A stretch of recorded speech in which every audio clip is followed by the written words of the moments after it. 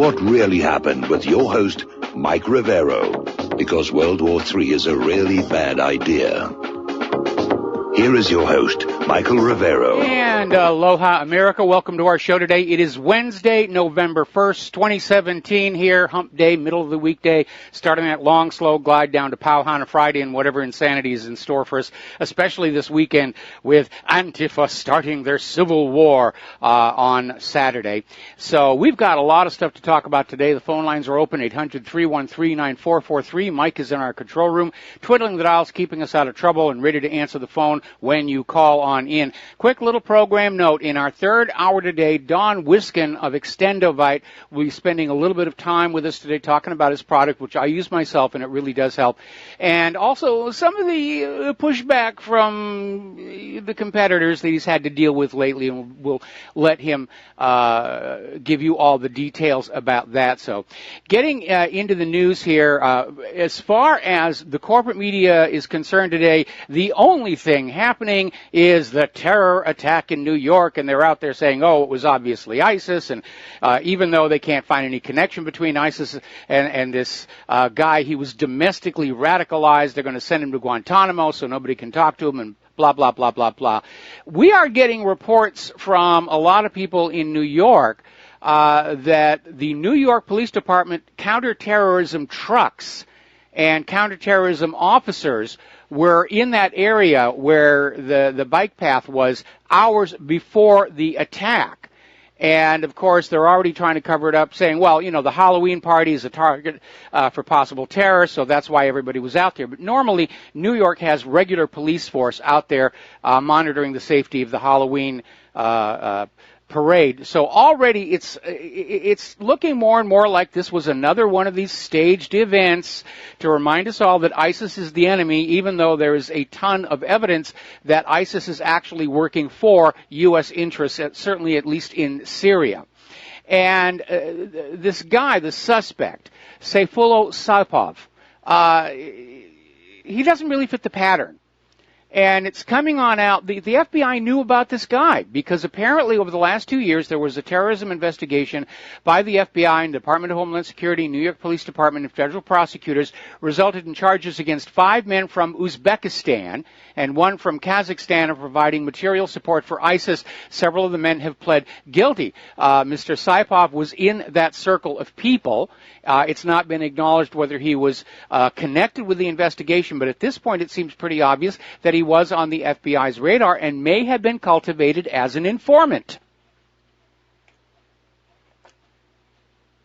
Now, already we're getting all these emails and calls. Oh, come on, everything can't be a conspiracy. Well, no, not everything can be, but we certainly seem to be in a bumper crop of conspiracies. I mean, it was only a few years ago when anybody who said that the U.S. was covertly supporting ISIS and Al-Qaeda in Syria, oh, it's a wacko conspiracy theory. Now we know it's a fact. It's been proven many times over to be completely true. From the documents from Hillary Clinton as Secretary of State to all the American weapons found in the hands of these terrorists, yeah, it's a conspiracy fact. And we need to keep that in mind.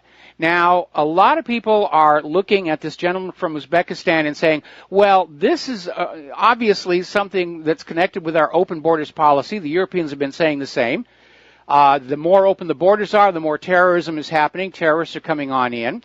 And even Tucker Carlson is out there saying, you know, this is obviously tied to the immigration policy. And he was saying before the open borders, stuff like this just didn't happen. And I'm old enough to remember exactly the same thing. We didn't see this kind of stuff happen when we were very careful about who we allowed into our country or not. Now, Donald Trump is already out there blasting Democratic Senator Chuck Schumer because apparently Sayfullo Saipov was brought into the United States as part of Schumer's diversity visa program. In other words, Chucky Schumer said, come on down, and Saipov basically did. And Trump has been calling for an end to all of these diversity visa lotteries because, again, there is no vetting of these people. It's a shopping list. We need somebody from Kazakhstan. We need somebody from Uzbekistan. We need somebody from Pakistan, and just go down and check them off. Come on, you're now in the country here. And, of course, Trump's attempt to control immigration is being constantly opposed and blasted by the New World Order open borders people. And they're trying to delink it and say, well, when he came into the country through the open borders, he was perfectly okay.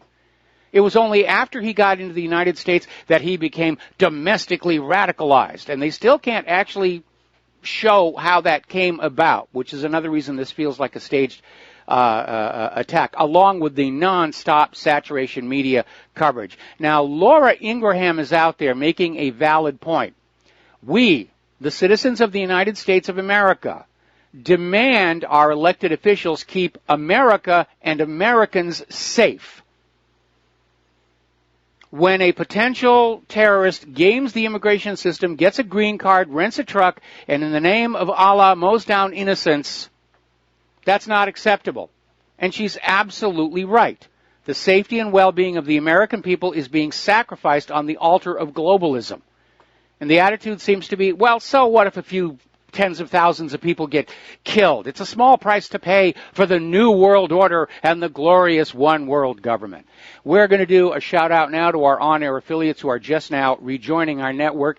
And before we go over to the phones here, I wanted to do this flashback story where there's a gentleman named David Steele. He's a 20-year Marine Corps veteran intelligence officer, second highest ranking civilian in the U.S. Marine Corps intelligence. He's former CIA clandestine services case officer, and basically what he came out and said was most terrorists are false flag terrorists or are created by our own security services.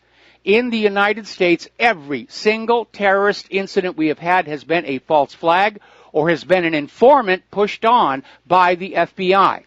In fact, we now have citizens taking out restraining orders against FBI informants that are trying to incite terrorism. We become a lunatic asylum, and he's absolutely right.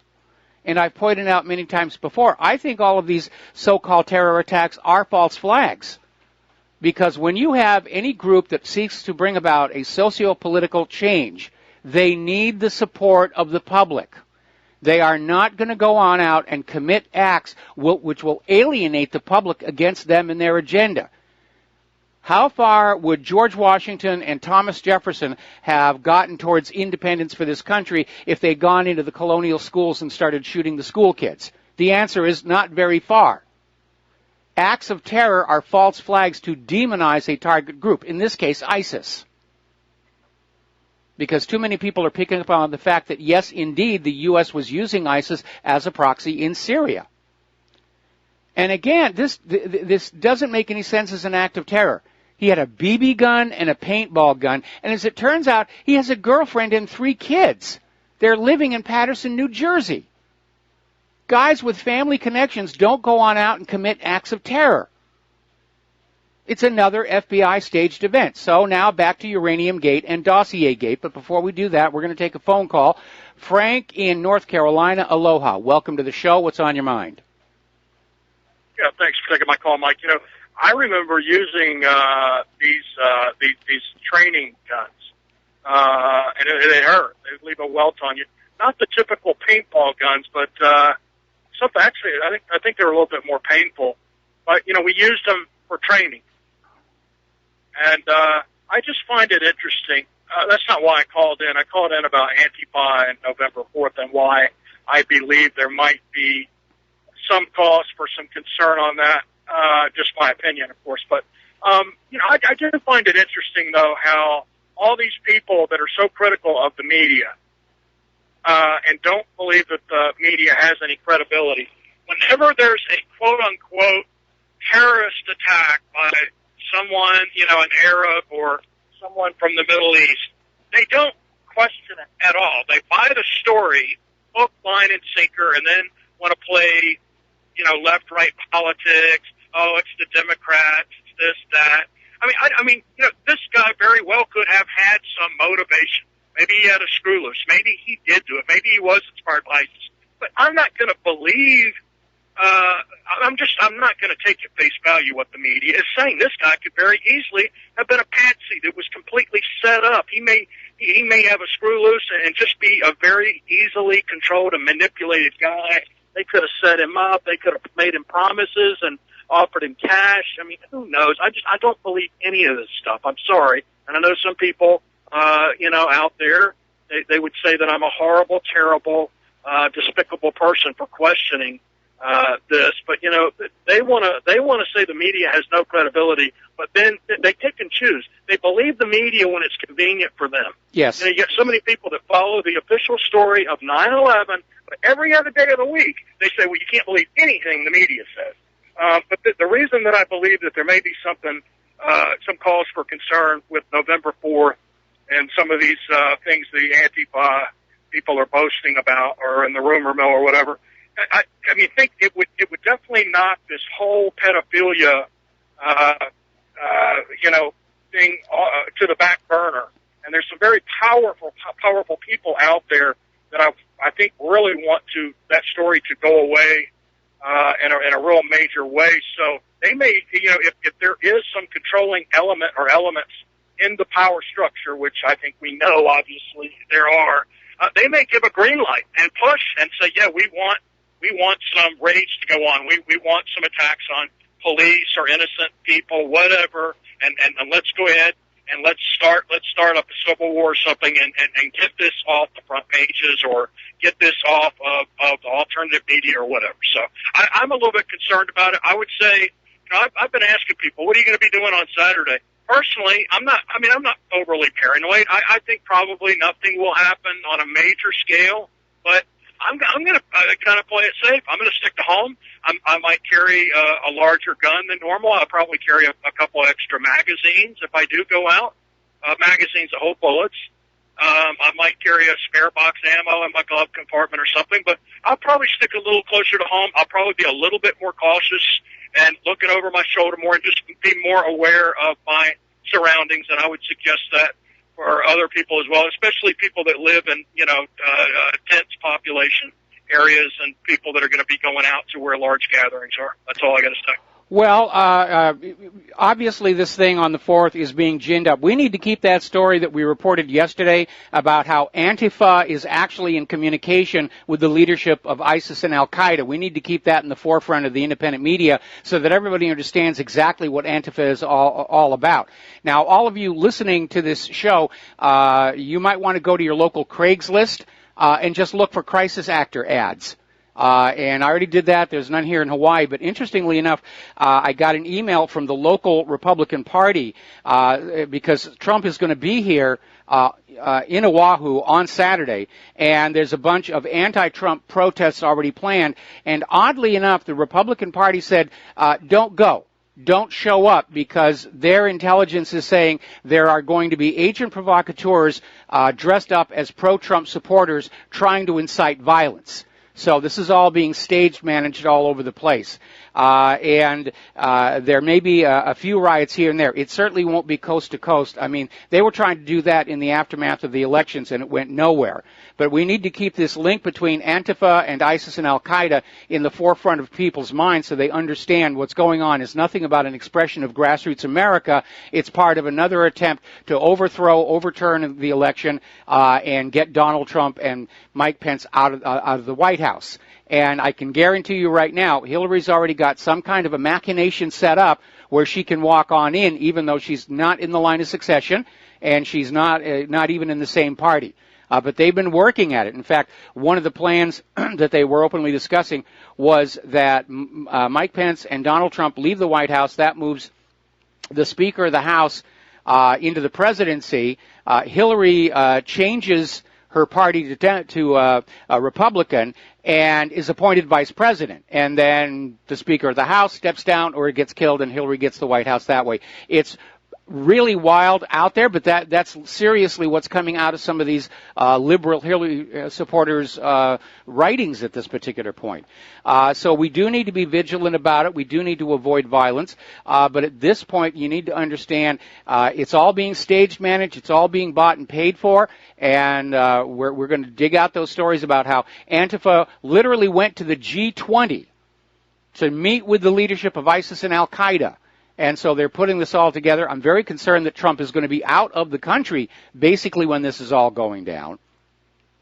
So we'll just have to, keep an eye out. Personally, I think it's going to fizzle. But I think they're definitely going to give it a good hard try. Okay? We lost Frank. All right, let's switch over to Steve in Florida. Aloha, welcome to the show. What's on your mind? I totally agree with you. Those possibilities for Hillary are all very, very real.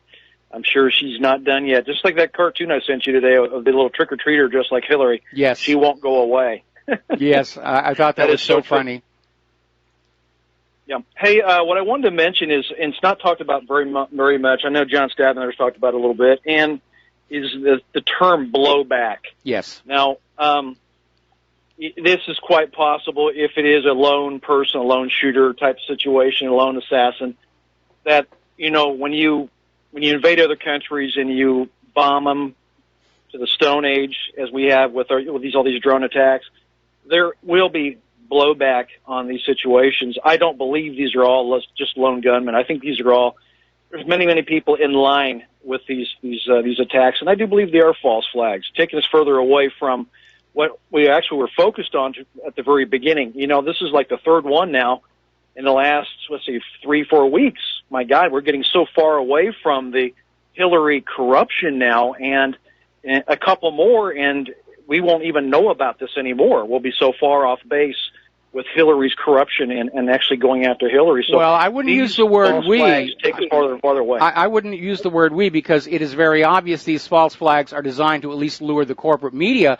away from covering Dossier Gate, Uranium Gate, Mueller Gate. But as far as the independent media is concerned, we're not buying into it. We're not taking the bait on that one. We're keeping our focus on what is really the major scandal here. And at this point, just like with Las Vegas, I'm not going to waste any more time on what happened in Manhattan. I've already decided it was another staged event. This guy was probably an FBI informant. They set him on up. End of story. Let's get back to focusing on Uranium Gate and Dossier Gate, because right now that is the enemy's weak point. And we need to keep our energy focused on that. I totally agree. Independent media is doing a great job. You guys are doing a great job. And, yeah, keep sticking with it. Don't lose sight of what the real story is. And these are just false flags to take our attention away. Great job, Mike. All right, thanks an awful lot. We're going to switch over to Dustin in New Jersey. Aloha, Dustin. Welcome to the show. What's on your mind? Yeah, hi, Mike. Yeah, I was going to say the same thing, Mike. It's obvious how they use these.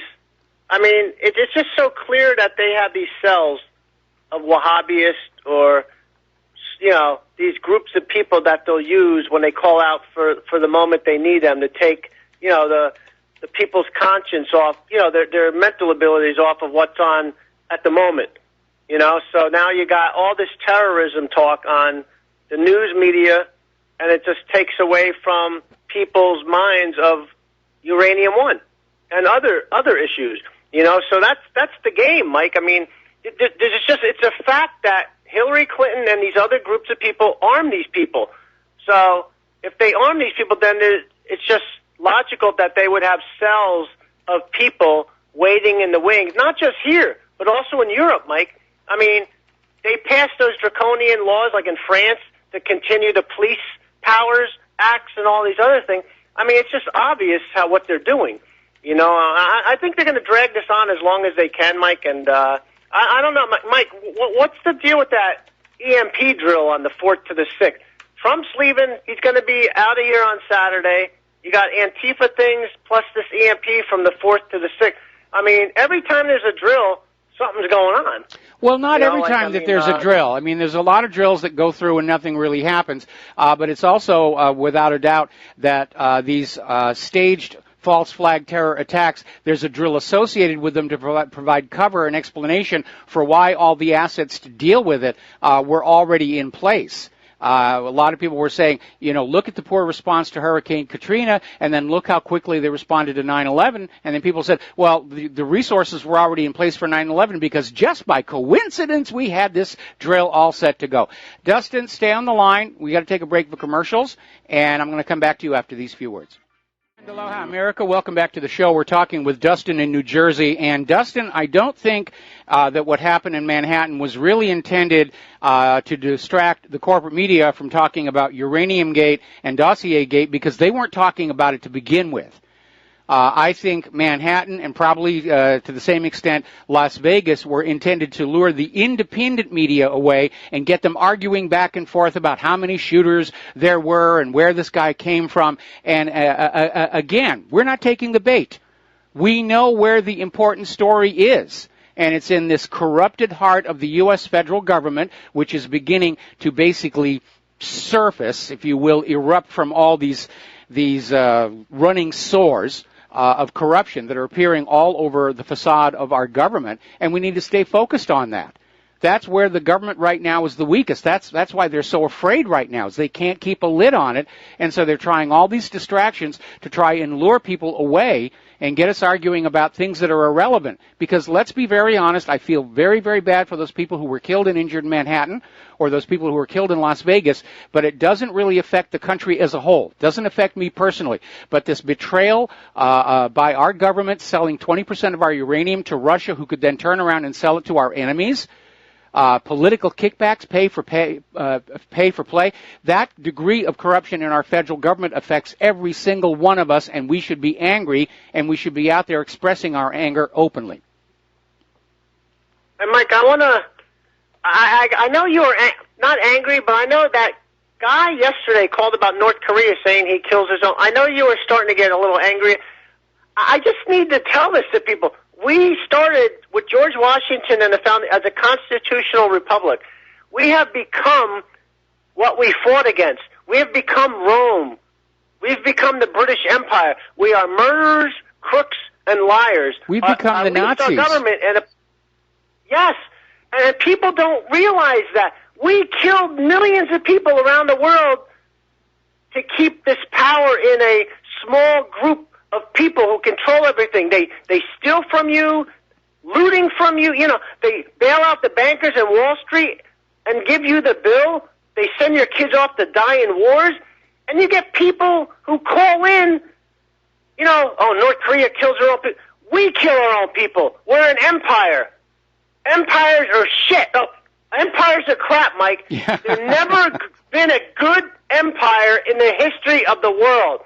And people who think we're exceptional or God bless America, Jesus/Joshua, there was no America back then. There was Indians on this, you know, on this country that we killed or our forefathers killed to push them out of the way like the Israelis do to the Palestinians.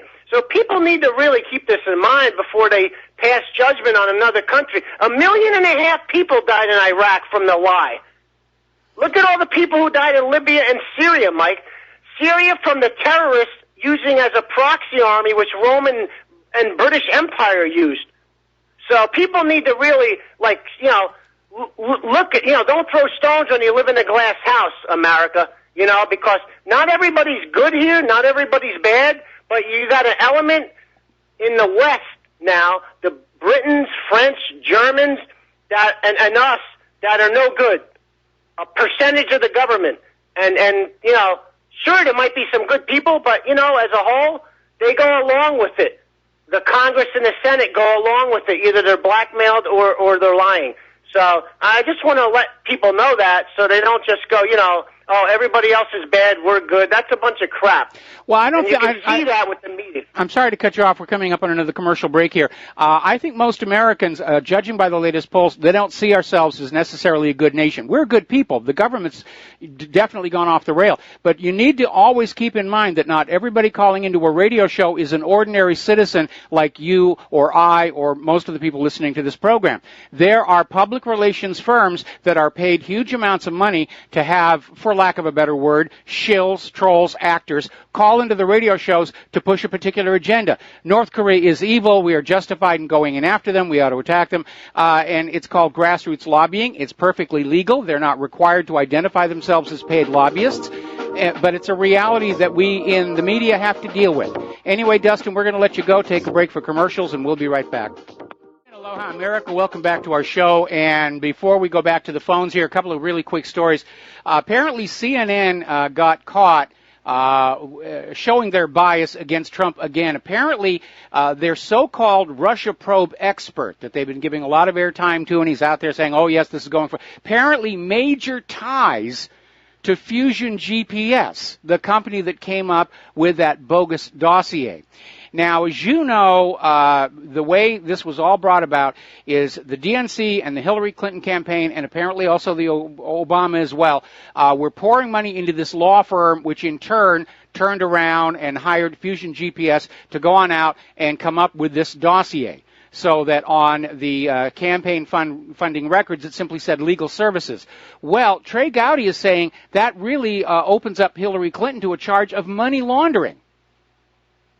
And that's how dirty it's getting. All right, let's go back to the phones here. Keith in Montana, aloha. Welcome to the show. What's on your mind? Well, several things. I think Dustin could help out his anger management if he would drop that pluralism like some guy over there in Oahu there that is blacklisted. This constant we, you know. I haven't killed anyone. I didn't authorize these wars and all this other crap. You know, like you need to. People just need to drop that and realize that someone else is the enemy, not we. You know. Well, anyway, when I'm thinking about it, I say the U.S. government. To delineate between we, the American people. Sometimes I'll get lazy and I'll say we this and we that, but you called me on it correctly, and I do try and say the U.S. government is doing this, the U.S. government is doing that, in order to keep the focus where it needs to be. Right. All right. The reason I called, though, Mike, was in New Jersey they're saying blacks are now compared to ISIS. This is from a police chief over there, which goes in line with our Spokane sheriff over just a couple states over here from me on the eastern side of Spokane there, that said that constitutionalists were compared to ISIS. And like you had mentioned earlier, you don't think that a lot of this is a distraction from what's going on because they're not covering it anyway. I think this is back on the same premise of where the countless petitions were sent in, which exceeded the 100,000 mark to label Antifa as a terrorist group, George Soros, and none of this is actually taking place. They are ramping this up to keep the people fighting among themselves. And now, on top of that, Reuters is coming out now saying that Russia was doing all these ads on Instagram and other media platforms other than Facebook, you know. Mm-hmm. And of course, I had to comment back on that, saying, well, geez, it doesn't help us out any if they're doing ads because we can't buy anything through sanctions, you know.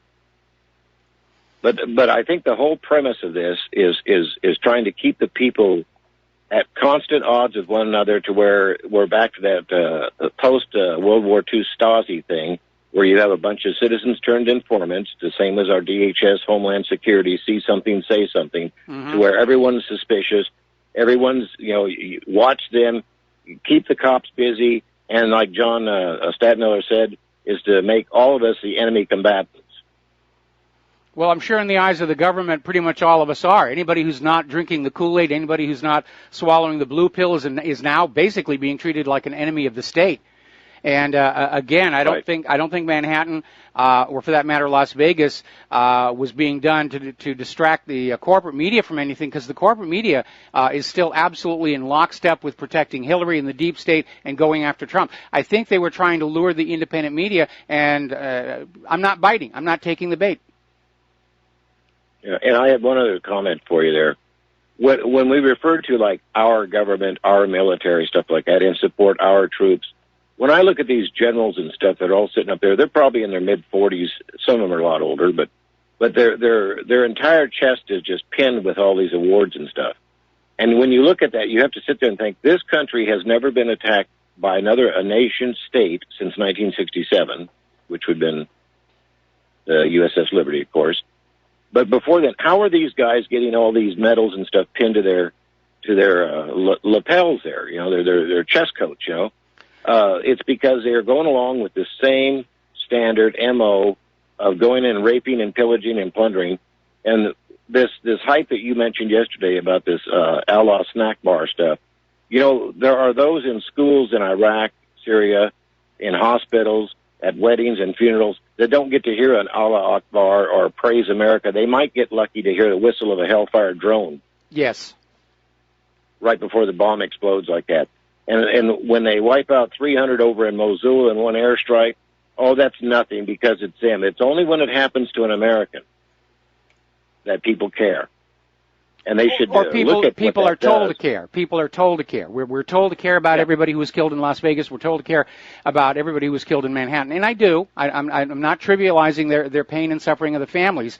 Okay, but at the same time, yeah, we should also feel the same thing for all these people who've been killed in all these other countries. I mean, the current estimate right now is since the end of World War II, the U.S. government has killed somewhere between 20 and 30 million people around the world with all these military interventions. And we should be angry about that because the world is going to blame us for allowing it to happen. And just like that UN Human Rights Commission there that came out with that 2016 report that said that over 60,000 immigrants, i.e. war refugees, were basically thrown out of 3 countries. They omitted the fact that it was the same 3 countries the United States was bombing. And this is no different, Mike, than watching old archived World War II footage of Allied terror bombings and where the roads of Europe were lined by the millions of those people fleeing those terror bombings of their cities, their graveyards, everything being totally destroyed. They have no place to go. And you could bet that after losing everything, even like Gerald Celente, when you lose it all, you have nothing else to lose. And that's why the term going postal is there, is that most people wouldn't want to live if they'd lost their entire family and all this stuff to some other person's actions. They might want to get a little bit even, you know. Yes, but that's absolutely. How, when you create terrorism, you know, when you bomb people, you bomb them through terrorism, which creates more terrorism. And it's the endless war thing. Yeah. Anyway, I don't want to take all your time because Dustin took so much, but okay. All right. Well, you know, Keith, the reality is, again, this guy in Manhattan doesn't fit that pattern. He hadn't lost everything. He'd come to this country. Right. All of his friends are saying he was friendly, gregarious, was very helpful. He was an Uber driver for a while, and had a girlfriend, 3 kids. This is a guy whose life seems to be working. Wait a second, Mike. The thing with the paint gun, a paintball thing, would also allege them too. They had friends because these guys are in clubs that go out and do that. Absolutely. I mean, you don't get a paintball gun just for yourself. You're part of a team. You know, you get the little padded clothing because paintball guns can hurt. And same thing with the BB gun. He was just palling around with people. I think, given the fact that the FBI seems to have been aware of this guy for at least 2 years ago, that he was basically courted as an informant. And, you know, if you're an undercover informant for the government, it's a very well-paying job. You don't even have to pay taxes on the money. You know, you can get lured on in, and then when the government decides they need a patsy, there you are. They did it to this guy in Manhattan. They did it to Lee Harvey Oswald. And they're going to go on doing it. So all of you listening to the show who are undercover informants, you think about that when you're going to bed tonight. You may be getting a lot of money, and you may be really excited because you think you're a spy, and it's exciting, and it's your espionage and everything. But when the government decides they need a convenient dead body that looks like you're going to be it. Yeah. Hey, one other thing, Mike. Did you get that photo I sent you of that so-called crash scene over there in New York, which showed that truck? The one with the bicycle wheel?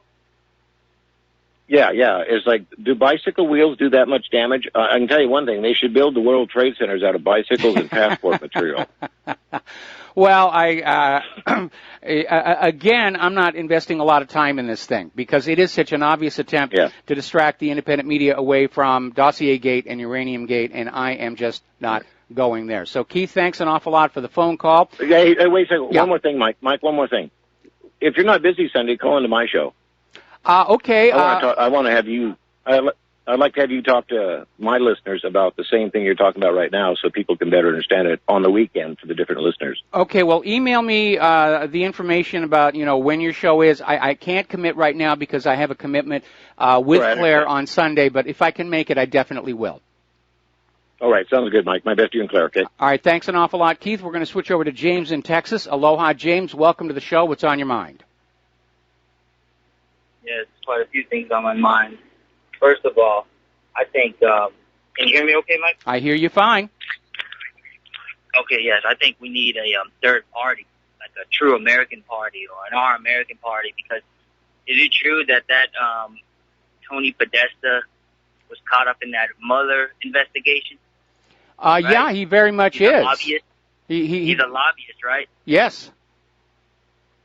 Yeah, and it's kind of interesting, who are these people lobbying for? You have all these lobbyists in Washington, D.C., even on, if you look at Trump's whole cabinet, a bunch of dual citizens.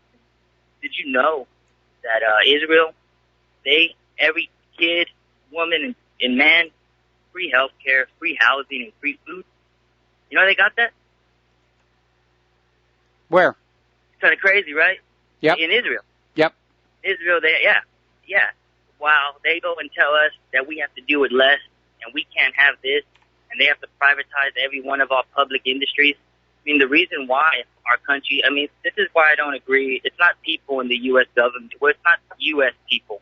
It's people in the government, but they're not Americans. They're citizens of another nation. They have loyalty to another nation. But you look at Weinstein. What was that interview that he had? He's like, I'm a hardcore Zionist. You're not even an American, dude. You go bash everything about America, but then, you want all this stuff for a country that he wasn't even born in, a country that didn't even, he could have been born in USSR Poland. It's really sickening how people could understand this stuff and they just let this happen. This is why we're fighting the wars. We're fighting against Arab nationalists, and we're the Zionist nationalist army. That's what this is all about. Well, what this is all about is we're living under puppet rule. We have a foreign-imposed government ruling over us for the benefit of that foreign government. And I remember back when I was a kid in school and we were getting social studies and we were getting all the Cold War propaganda to be on the lookout for, communist subversion. Communists were trying to infiltrate our government. Communists were trying to take on over. And it turned out that, yes, in fact, our government was being infiltrated and subverted. We were just being told to look in the wrong direction because it wasn't the communists who were doing it. It was Israel. Yeah, but that's what they want for the U.S. and the West. They want a communist-style thing here because the people who are pushing gun control are all Zionist loyalists. They're the same people who believe that the settlers need weapons. AR-15s and automatic. Okay, James, we don't even need to go into the details of what the foreign rulers want or not. We just all need to understand as Americans that we will not accept rule by a foreign power. Any more than the Iraqis are accepting it, any more than the Libyans are accepting it, any more than the people of Yemen. They're all standing up to throw off these foreign puppet rulers, and so should we.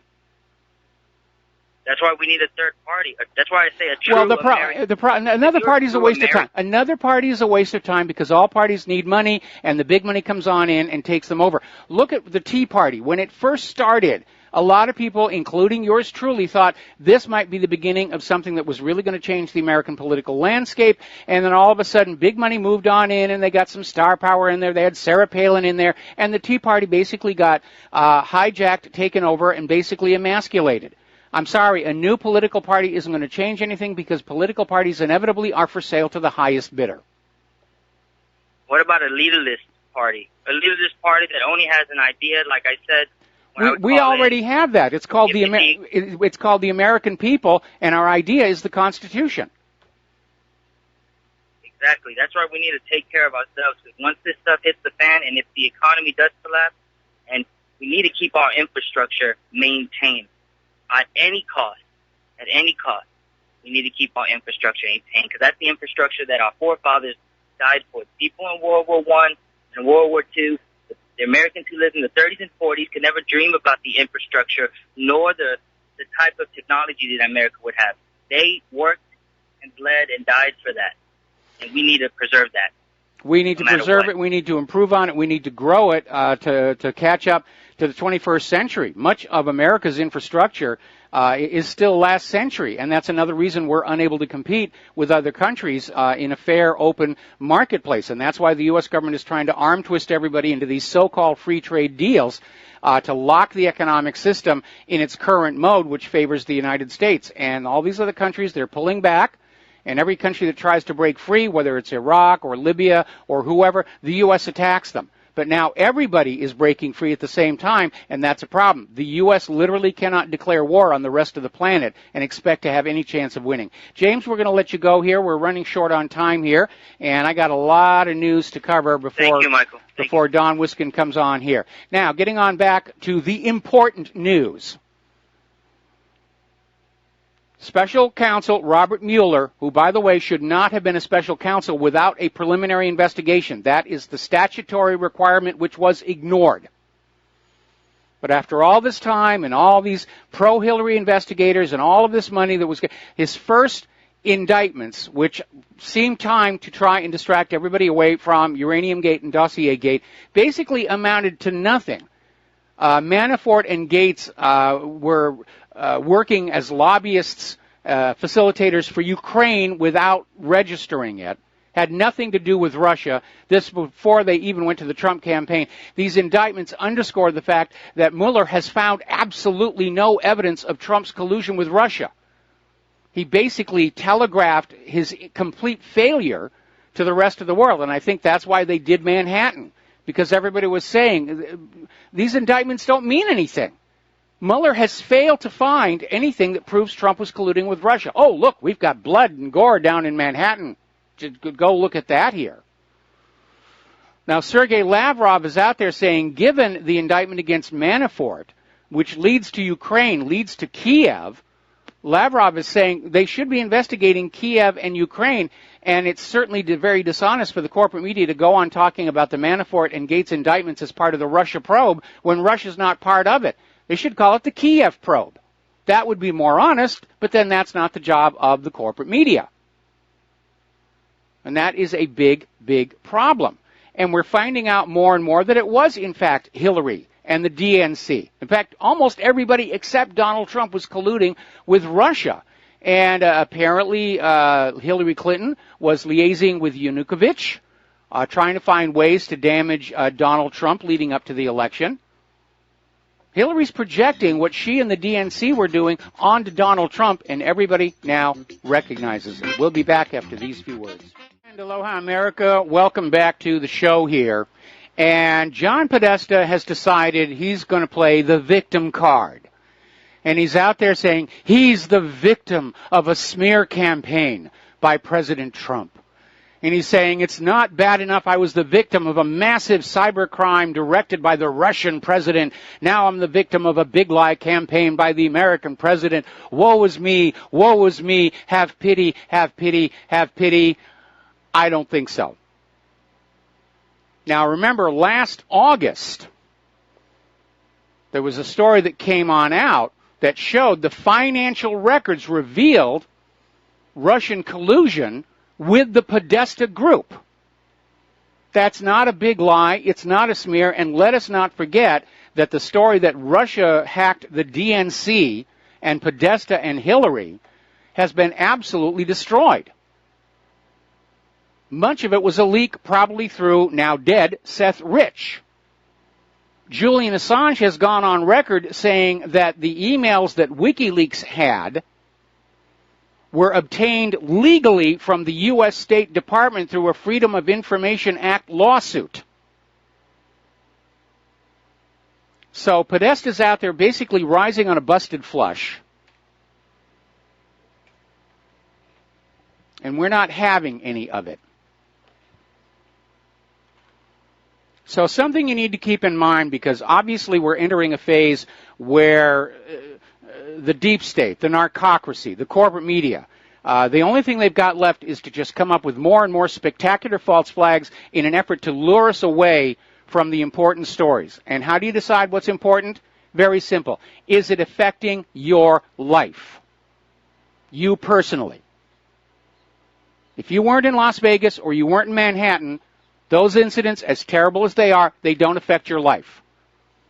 Out of control Obamacare premiums, that affects your life. Corruption by the politicians running your life, that affects your life. That's how you decide. You need to think in terms of your own self-interest. Think about your own wallet, your own children. That tells you where the important stories are. And the guideline is always, when you see something spectacular on TV, oh, they've got blood and gore and all this other spectacle here, what are they trying to distract you from? Always ask yourself, what are they trying to make you not pay attention to? What are they trying to lure you away from?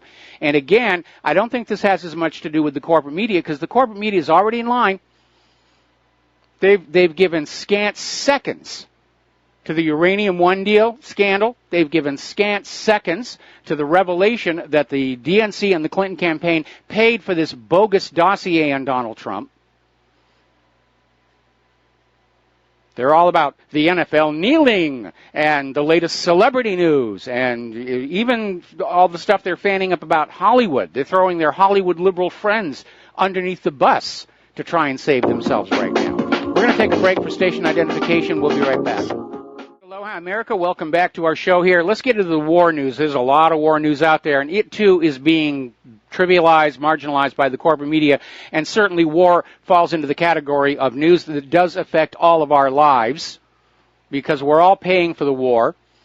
Many of us are losing family to the wars, and we may lose our nation if we, in fact, proceed on this war and lose, which I think is the most likely outcome, especially if it goes nuclear. Now, following the Russian submarine's Caliber cruise missile attack into Deir ez-Zor, the ISIS defense in Deir ez-Zor has pretty much collapsed. And Syrian government forces and the Syrian Arab Army, Tiger forces, Republican Guard, have basically already liberated neighborhoods of Kanamat, Kasarat, Badr, and the old airport. So they're making great, great strides across there. It's all but over. It is really all but over. Now, another indicator that we are being lied to, and first of all, I want to preface this by going back to the revelation last week that we have forces all across Africa occupying most of those countries, military forces. And it started with that ambush in Niger that killed 4 Americans, and then the U.S. admitted they had 1,000 troops sitting inside Niger. That was the hub of Western U.S. military activity in Western Africa, which came apparently as a surprise both to Congress, which is supposed to be in charge of deciding where we go to war or not, and even Donald Trump, who at this point appears to have ceded war authority to the Pentagon, which is unconstitutional. Now, we have been told up until recently that the U.S. only has about 500 troops inside Syria. And by the way, none of those troops are there with the permission of the Syrian government. But apparently in a video briefing from Baghdad, Major General James Jared, head of the U.S. Special Operations Task Force against Daesh, basically said there are 4,000 U.S. troops on the ground in Syria. This was reported in Stars and Stripes. And then immediately it was followed by a report, oh, he just misspoke. It's only 503. Really, we wouldn't lie to you about something like that. Tillerson has come out with a very alarming statement testifying to the Senate Foreign Relations Committee. Secretary of State Rex Tillerson revealed that the U.S. presence in Iraq is permanent and said that even if Iraq specifically requests the U.S. to leave and withdraws all permission for them to be there, the U.S. will stay. Now, it does bring up a thorny problem of the U.S. troops' legal immunity from war crimes. Because if Iraq withdraws permission for them to be there, it's also withdrawing that immunity. And Iraq could start prosecuting some of those Americans on the ground in Iraq for some of the things that they've been doing. But, I mean, talk about the arrogance where the U.S. is saying we've gone into this country, we've destroyed Iraq many times over, going back to Desert Storm. And now Iraq's government is saying, we'd like you to leave, we want to do business with the Russians, and Tillerson is saying, no, we're staying. How dare you ask us to leave your country? Just because it's your country doesn't mean you get to run it.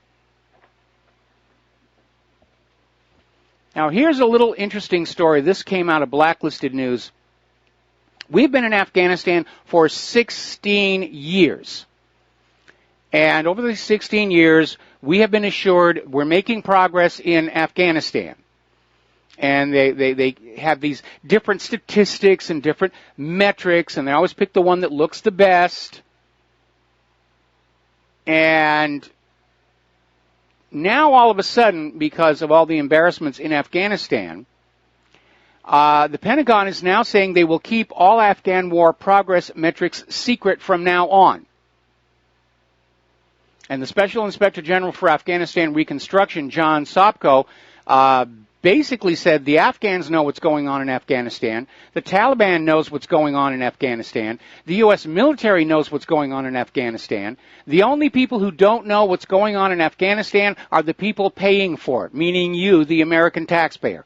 You're not entitled to know how your money is being spent in Afghanistan, whether it's actually leading to any kind of a success, or if they're just pouring more and more money into Afghanistan to simply not have to be forced to say, we lost there. Because there's another article that came out from, surprise, Popular Mechanics, which in the past has been very much on board with the official story about everything, including 9/11.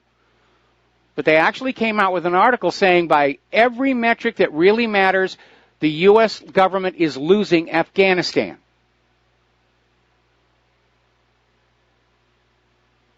By every single metric, except, of course, for the opium. That's still flowing freely, and I guess that makes it all worthwhile. Here's another example of Western arrogance run wild.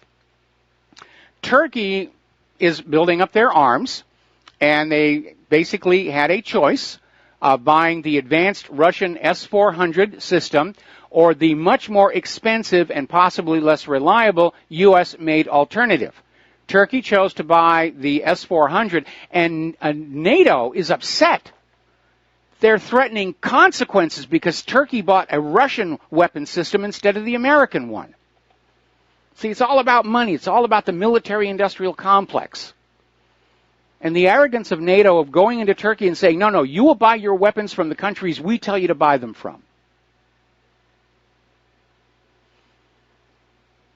Now, there is a resolution in the House, House Concurrent Resolution 81. It's sponsored by Representatives Ro Khanna, Democrat of California, Walter Jones, Republican, North Carolina, Mark Pocan, Democrat, Wisconsin, Tom Massey, Republican, Kentucky, 34 other lawmakers. And it utilizes a provision of the War Powers Act to swiftly terminate U.S. military assistance for the Saudi war in Yemen. And unfortunately, Hoyer, the minority whip, is trying to block it, trying to keep that war going. Now, as you know, one of the areas of contention for the United States right now is Iran, which is fully in compliance with the P5+1 agreement. The IAEA has unfettered access to all of Iran's nuclear sites. The IAEA is saying that Iran is keeping all of its commitments. But the U.S. wants to expand the agreement to limit Iran's ability to make long-range non-nuclear ballistic missiles, because they don't want to have to face a lot of opposition when they invade Iran, which we know is on everybody's agenda, especially Israel's. Well, Major General Muhammad Ali Jafari, the chief commander of the Islamic Revolutionary Guard Corps, basically came on out and said, you're a little late on this because Iran already has missiles capable of striking the U.S. forces deployed in the region if anybody tries to invade Iran. And he says there is already a program to extend their range.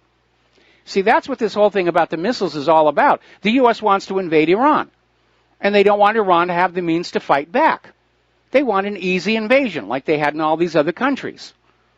So they're trying to bluff and bargain and blackmail and threaten and sanction these countries to give up their weapons of deterrence so that they can invade. And these countries understand that's exactly the game the U.S. is playing. And the U.S. is going to make all kinds of promises, none of which will be kept. They assured Libya that if Libya got rid of its nuclear weapons program, Libya would not be invaded. Libya got invaded. Same thing with Iraq. Iraq gave up their chemical weapons on the promise that they'd be left alone. They got invaded. Assad gave up his chemical weapons on the promise that he would not be invaded. He got invaded. Iran has suspended their nuclear program completely on the promise they wouldn't be invaded. Looks like the invasion is already on. And that's why nobody's listening to the U.S. government anymore. The U.S. government's credibility is shot all around the world, and even including the American people. Now, Russian engineers have commenced work on Iran's second nuclear power station. And Vladimir Putin is in Tehran for meetings with Iran's leaders. And it's another example of how the U.S. bullying, the U.S. aggressive approach to foreign policy, its imperiousness, is actually backfiring, and it's driving more and more nations who used to be friends with the United States government into the Russian and Chinese sphere of influence. This policy is a complete and utter failure. But just like human-caused global warming of the Big Bang, nobody has the courage to stand up and challenge that prime assumption that they're all operating on. Now, Rex Tillerson, in his magnanimity, has gone on out and granted permission to Pakistan to act against terrorists. And basically they're saying that Pakistan says if the U.S. provides them information, they will act. In other words, Pakistan is going to become another proxy for the U.S. in the region. So they're trying to get Pakistan under control. But again, sooner or later, the U.S. will break a promise. Pakistan will pivot away, because that's the pattern that's been happening over and over and over again. The U.S. government is losing World War III already. They're leaving a lot of dead bodies and a lot of ruined cities in the wake. But more and more countries are moving away from the United States. They're dropping the U.S. dollar. They're pivoting toward Russia and China and Asia in general, while the U.S. and Europe are succumbing to this refugee crisis and economic decline. Now, as you know, a lot of people got very upset down in Texas when it turned out that financial assistance to replace homes lost to the hurricanes, or contracts to businesses that were going to be rebuilding in the wake of the hurricane, all included a clause where you had to promise you were not boycotting Israel and you would not boycott Israel during the term of the contract. And this all supposedly came out of Governor Abbott, who seems more worried about Israel than the people of his own state, who are supposed to be his top priority. I read that in a book somewhere. When you're governor of a state, your number one priority are the citizens of that state. But I guess Abbott never got that book. Well, now up in Maryland, their governor, Larry Hogan, is being accused of virtual McCarthyism because he's using executive orders. Can't get this through the legislature, but he's using executive orders to basically say the state of Maryland will only award contracts to businesses that refuse to boycott Israel. If businesses support boycotts of Israel, they will not get any business from the state of Maryland. I have a good idea, okay, and I know it's going to seem rather heretical, but Governor Hogan ought to be awarding the contracts to those businesses who can do the best job for the lowest price. That is wise leadership. That is good governance. And I would like to remind the good governor that boycotts are a recognized form of peaceful protest protected by that First Amendment, along with our right of freedom of association, which carries with it the implicit right that we don't have to associate with people we don't really like.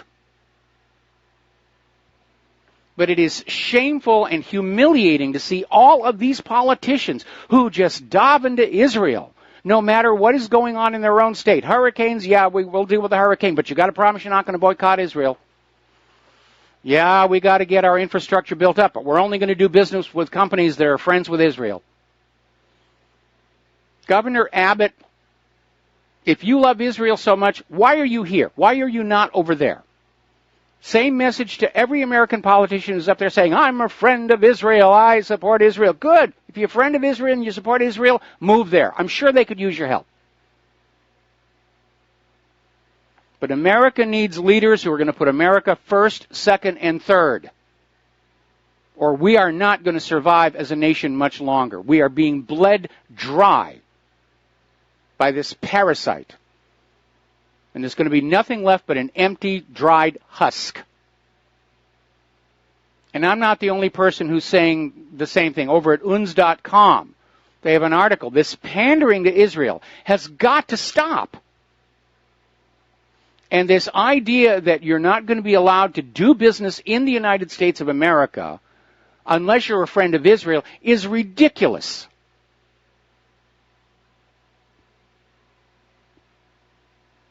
We've allowed this politics of Israel to just overwhelm our society, and that's not right. The only politics that should overwhelm our society are the politics of America.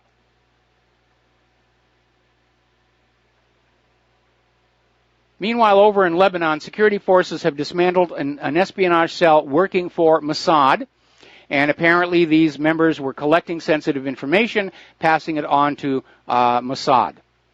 And we know the Israelis are spying on everybody, even the United States. We're supposed to be their friend. We're certainly their wallet. And remember, the largest foreign spy ring ever uncovered in U.S. history was uncovered just before 9/11, working for Israel. Does that seem like the action of somebody who claims to be your friend and constantly has their hand out for more money? Now, getting on over towards Asia, U.S. Defense Secretary James Mattis, in his testimony before Congress, said the White House has rehearsed a possible response not just to a North Korean nuclear attack, which isn't going to happen. Kim Jong-un isn't that stupid. But he added that Washington would launch a nuclear attack at North Korea if they thought North Korea was about to launch one. In other words, the U.S. is planning to nuke North Korea on the basis that North Korea might be about to attack. Do you remember prior to the big war in Iraq, where phony Tony Blair was out there saying, Iraq could attack us in just 45 minutes warning. We've got to move first. Or when Hitler said to the German people, Poland could attack us at any moment. We have to attack them first. It's the same big lie.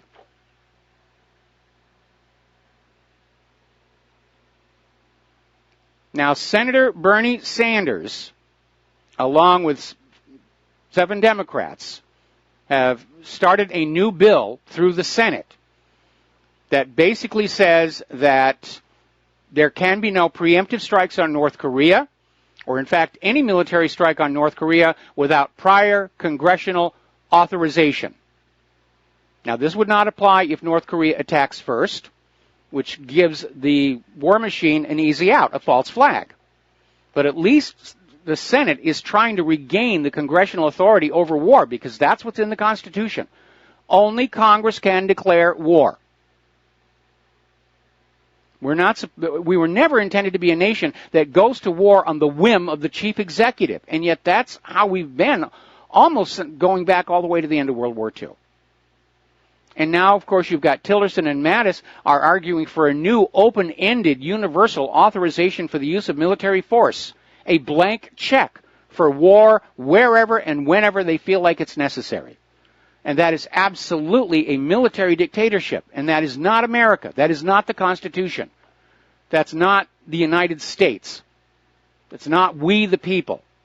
It's an out-of-control military-industrial complex just gorging itself on blood and money. Other people's blood, other people's money. And it's exactly the condition Eisenhower tried to warn us about in his farewell address about the military-industrial complex, and in his other speech, the Iron Cross speech.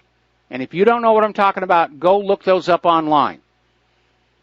Eisenhower understood what war was. He'd been there.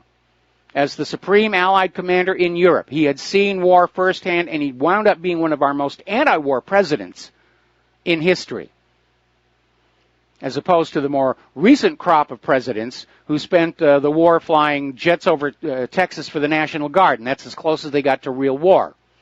For them, war is easy. It's an abstraction. It's a video game. It's other people's money. It's other people's children. They've never had to confront it.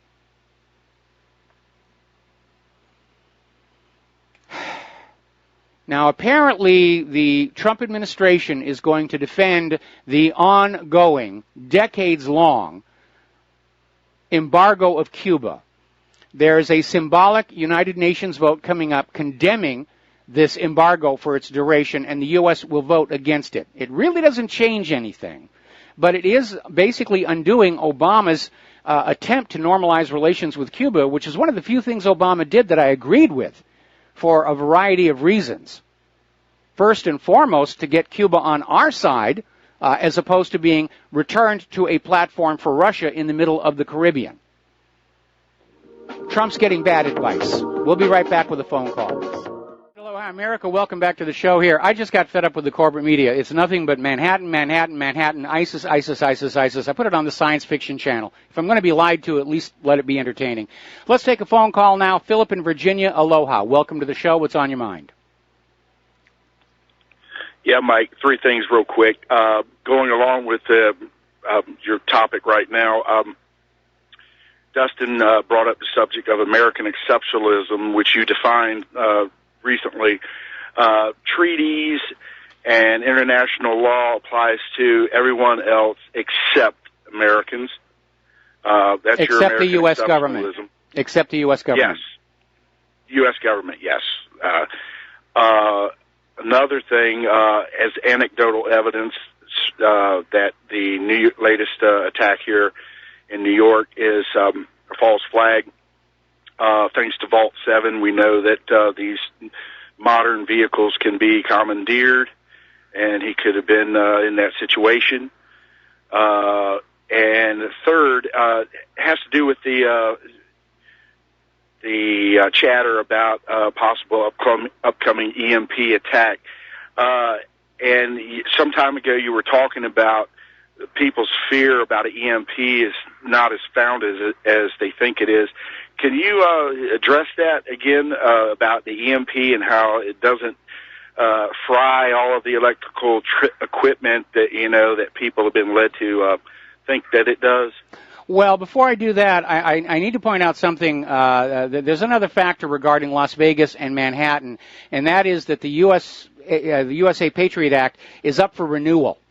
And so we may see a whole flood of these phony terror attacks so that they can keep that USA Patriot Act, which is the basis for the erosion of our constitutional rights. So we need to keep that in mind as well. As far as EMP, it was discovered quite by accident during the period when they were testing nuclear weapons in the South Pacific, and they decided to launch one outside the atmosphere just to see what it would look like. Big giant blue bubble way out there in space, and it knocked out the electricity here in Hawaii. And the way it works is it basically just kicks the Earth's magnetic field, and that sudden movement in the magnetic field will induce electricity in power lines. So if you're plugged into the city, the grid, you will feel the effects of the EMP. But small, isolated, battery-powered equipment is probably not going to feel the effect. And more, of course, not because of the threat of nuclear war, but because of solar storms. The power distribution system has been hardened to an extent. So we could definitely look at that. I mean, even this FEMA drill on November 4th is supposed to be caused by a solar storm rather than by an EMP.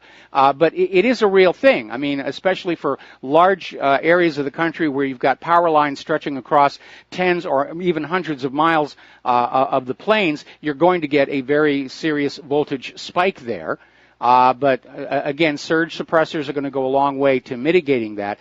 On an island as small as Hawaii, again, we did feel it from that first experience, but again, small, portable, battery-operated electronics are probably not going to feel that. Thanks for the clarification. All right, thank you. And we've got another caller, but we're too close to the commercial break, so we're going to put that on hold until after we come back. Here's an interesting story, and this is coming out of FortRuss.com. Apparently, a lot of the Ukrainian authorities, the representatives of the authorities, are starting to leave Kiev. They're resigning their jobs. They're getting on out. And apparently the indications are that Poroshenko's government may be on the verge of a collapse. And everybody wants to sort of be gone and not be in any position of responsibility when it all starts to come apart. And I think that would be a really good thing if Poroshenko were to come on down. They could bring Yanukovych back, because the Ukrainian people do not like Poroshenko.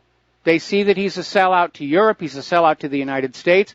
The Ukrainians all over Ukraine have suffered horribly ever since this coup d'etat. We'll be right back with a phone call after these few words. Aloha, America. Welcome back to our show here, and we're going to go right back to the telephones. Richard in North Carolina, aloha. Welcome to the show. What's on your mind today? Can you hear me okay? I hear you just fine. Oh, great. Okay. I have had so many problems with this audio system. It's just amazing. But I'm glad that I've gotten through.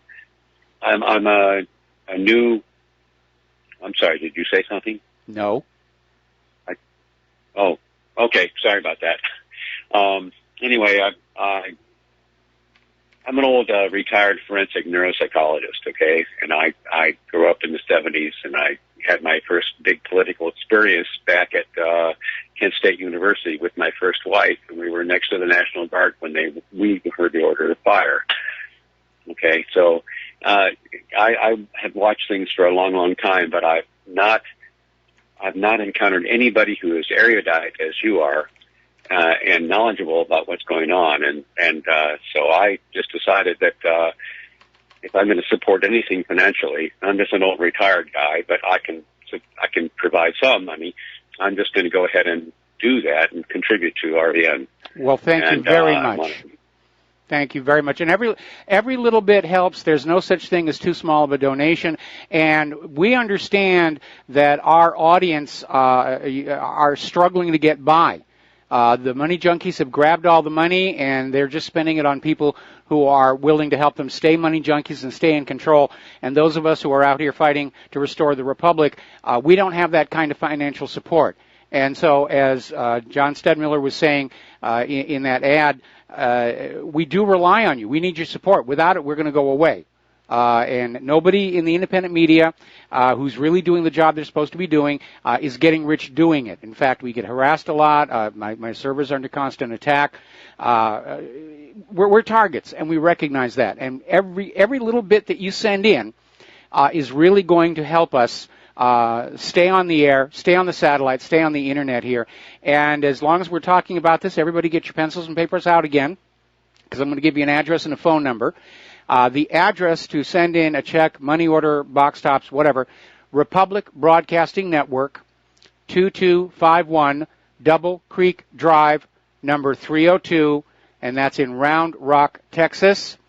And then the phone number is, if you want to call them with a credit card or something, 800-724-2719, and I believe that's extension 3. And Mike, if you could verify that for me, I would appreciate that. So, Richard, thank you for the kind words and thank you for the support. And it actually is it's very hard to ask for donations because we understand that people out there are struggling. And so when we do ask, it's because we really need it. Nobody's going on out and buying a new Ferrari or anything like that in this line of work. I mean, we'd all love to be making the money that, these talking heads in the corporate media are making, but we're never going to make that kind of money because we won't do what they're doing, which is to lie to you. And that's just a choice that we've all made. So, Richard, thank you for the kind words, and we're going to let you go here and get on back to the war zones, emphasis on the plural. And speaking of costs, it's time that you start looking at what all of these interventions, the so-called war on terror, what it's really costing. It's costing an average of $250 million a day. And since the beginning of the war on terror, right after the 9/11 false flag, you, the American taxpayer, have foot the bill for $1.46 trillion with a T dollars. And that is over and above the $6 trillion with a T the Pentagon somehow misplaced. And then you wonder why there's no money left over to repair the roads, the bridges, the rails, to have clean drinking water coming out of the faucets, to have reliable electricity and internet service. We're in a wartime economy. They don't want to admit it, but that is the reality. Every single penny the government can get goes to bombs, bullets, bandages, or to Israel, or into their own pocket. And there's nothing left over for you, the American people, who pay for it all. Government is the most expensive thing you'll ever buy in your entire life. Are you getting value for money? I think for most Americans, the answer is going to be a resounding no. I keep saying what we really need is a cash for clunkers program for the government. We take our old, bloated, inefficient, wasteful government, we take it over to the junkyard, we put it in that little machine that crunches it on down to a little rusted metal coffee table, And then when everybody gets a check for $50,000 with which to buy a new, smaller, more efficient, easy-to-use government. I think the time for that is right about now. And getting on back to the state of our military, despite all that money that's pouring on in, it's not good. We've been talking about these latest American weapon systems that have major problems. F-35, huge laundry list of problems. Even Israel is starting to say, look, this may have been a bad deal. Same thing out of Great Britain. F-22, they've never fixed that problem where it's asphyxiating its own pilots. The Freedom and Independence class littoral combat ships, severe corrosion, drivetrain problems. Now the Navy is saying they're never really going to work the way they were supposed to. Scrap them, start all over there. Aircraft carrier, the Gerald R. Ford. All kinds of new high-tech whiz-bang gadgets they can't get to work. Apparently the magnetic catapult, which is supposed to replace the steam catapults, is hitting those planes so hard it's actually fracturing the landing gear and the tow hook. And it's not just the United States of America. Story coming on out of Sputnik News. Apparently the National Audit Office in Great Britain is reporting that cannibalization by the Royal Navy is up by 49% over the past 5 years. In order to keep some of their fleet at sea, they're literally having to go to some of the other ships that are still at port and take parts from them. In fact, the construction of the submarine HMS Artful has been delayed because some of those parts have been borrowed for submarines already out at service. They can't find the parts. The supply chain just isn't there. Part of that may be because of this tendency for military contractors to now subcontract some of these components to overseas providers, which raises the possibility when the war breaks out, we could be cut off from some of those providers. I mean, right now, the F-18, which is a marvelous aircraft, by the way, they have major part shortages. It's actually to the point where the Blue Angels are having difficulty keeping all of their planes in the air.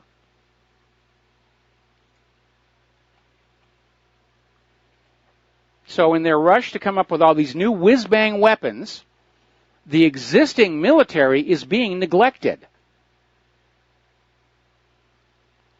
It's one of many reasons why I think if the United States gets into a war with a true military peer like Russia and or China, they're going to be in trouble. I mean, it's one thing to go into a little tiny Middle Eastern country, that can't fight back and act real butch and go on and bomb stuff. Except for that embarrassment when Trump sent the cruise missiles into Syria. Half of them missed the target. But you go up against a military peer, Russia and China, whose goal in their military development is cost-effective weapons rather than enrichment of politicians and defense contractors. We're going to be in a little bit of trouble. Even if it goes nuclear, we're going to lose. I'm absolutely convinced of that. So let's take a look at our economic news here. California is in serious, serious trouble. Soaring unemployment, massive strain on the social system from the illegal immigrants and the refugees. There are trillions of dollars in debt, exploding crime. California is headed for a major implosion. And I'll tell you just how out of control it is over there. Over in Los Angeles, there is a 264 square foot studio cottage. And its asking price is $550,000. That's how out of control it really is over there. Now, Russia and China have agreed to extend their currency swap agreement. Russia and China are doing business with each other in their own domestic currencies without going through the U.S. dollar.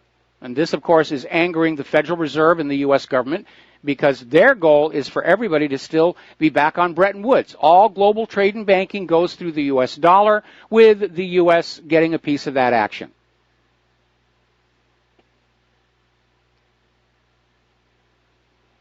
Now, over in Iraq, there was that push for Kurdish independence. That appears to have died on the vine. And one of the reasons the U.S. originally supported Kurdish independence was the idea that it would reach out and include some of those major oil areas like Kirkuk. And that didn't work out very well. But apparently, Putin has now moved on in to the Kurdish region, and they're making all kinds of deals for that oil. So after all that war and after all that bloodshed, Russia's walking away with much of that oil revenue. And they'll sell it for whatever currency they want to.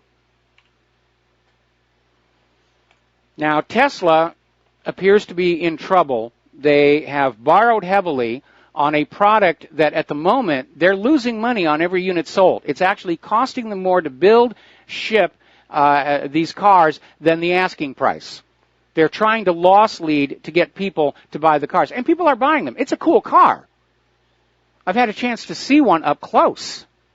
They're very, very nice. But it's now facing competition from a lot of lower-priced versions, like the Leaf and the Bolt.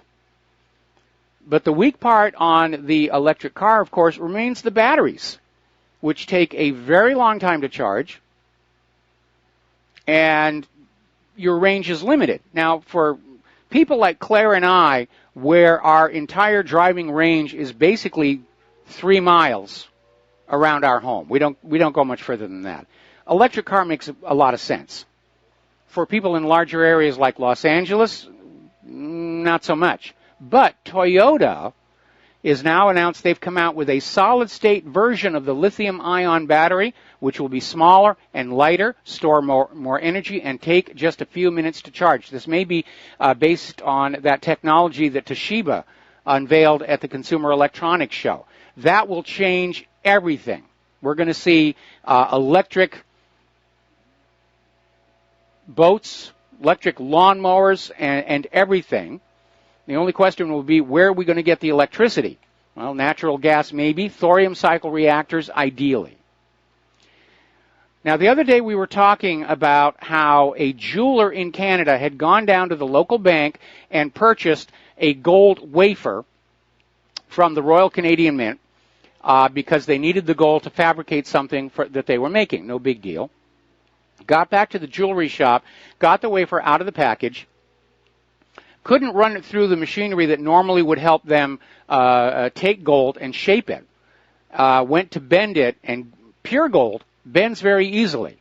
This wafer cracked, came away with a jagged edge. We still don't know if it was really tungsten or not.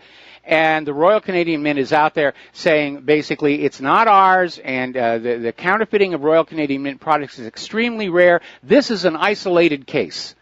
And already we should be suspect, because if indeed the packaging, the little blister pack with all the little seals and icons all over it, if it didn't come from the mint, then someone went to a great deal of trouble to counterfeit not only the gold wafer, but the packaging.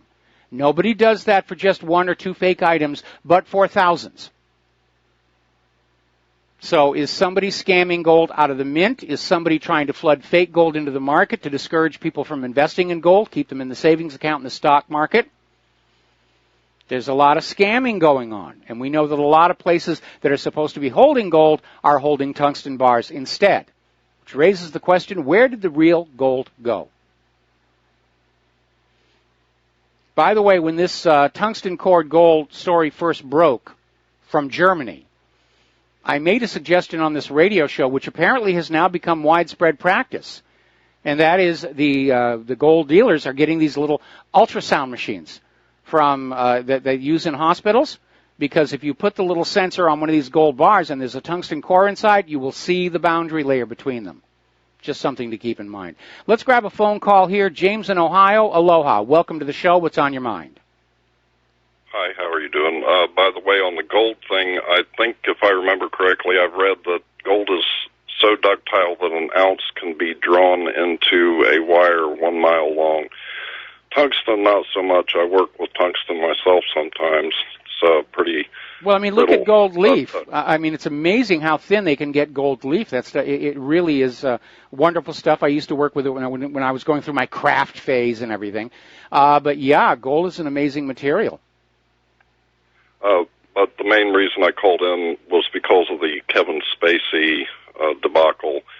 I was wondering if they were adhering to an accurate portrayal of, the procedures of government, so I looked it up on Google, and I came to an article from Business Insider from 2015 that said that, ironically, Bill Clinton told Kevin Spacey that House of Cards was 99% accurate as far as the Machiavellian skullduggery that was kind of implied. Well, I guess that's why they canceled it.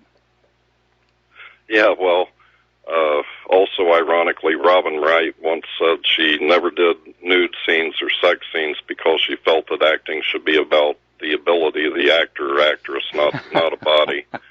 But also in the Business Insider article, it said Barack Obama told Spacey that he wished things were that efficient. I don't know if you've ever seen the show. It's actually very well done. It's just unfortunate that Kevin Spacey has the lead role. Well, I mean, he's a good actor. Let's give him his due.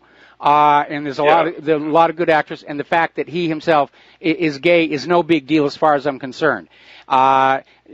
Did he misbehave? Yeah, a lot of people do. Is this being exploited right now? Yes, entirely. I mean, we might be seeing Hillary Clinton and the narcocracy perfectly willing to throw all of their liberal supporters in Hollywood underneath a bus to provide yet another distraction away from Dossier Gate and Uranium Gate. So stay on the line. Yeah. Stay on the line, James. I'm going to come back to you after these few words. And aloha, America. Welcome back to our show. We're talking with James in Ohio. And James, before we get back to you, a couple of comments I want to make. I remember Julia Roberts had a fun comment when she was asked why she doesn't do nude scenes. And she said, well, if I'm clothed, it's a drama. If I'm nude, it's a documentary, which I thought was a very humorous way of dealing with that. Yeah. But let's be really clear here about what's going on with all of this Hollywood stuff. Yeah, there are bad people in Hollywood. I saw a lot of them when I was working in my career. There's a lot of good people in Hollywood. They don't get the attention they deserve.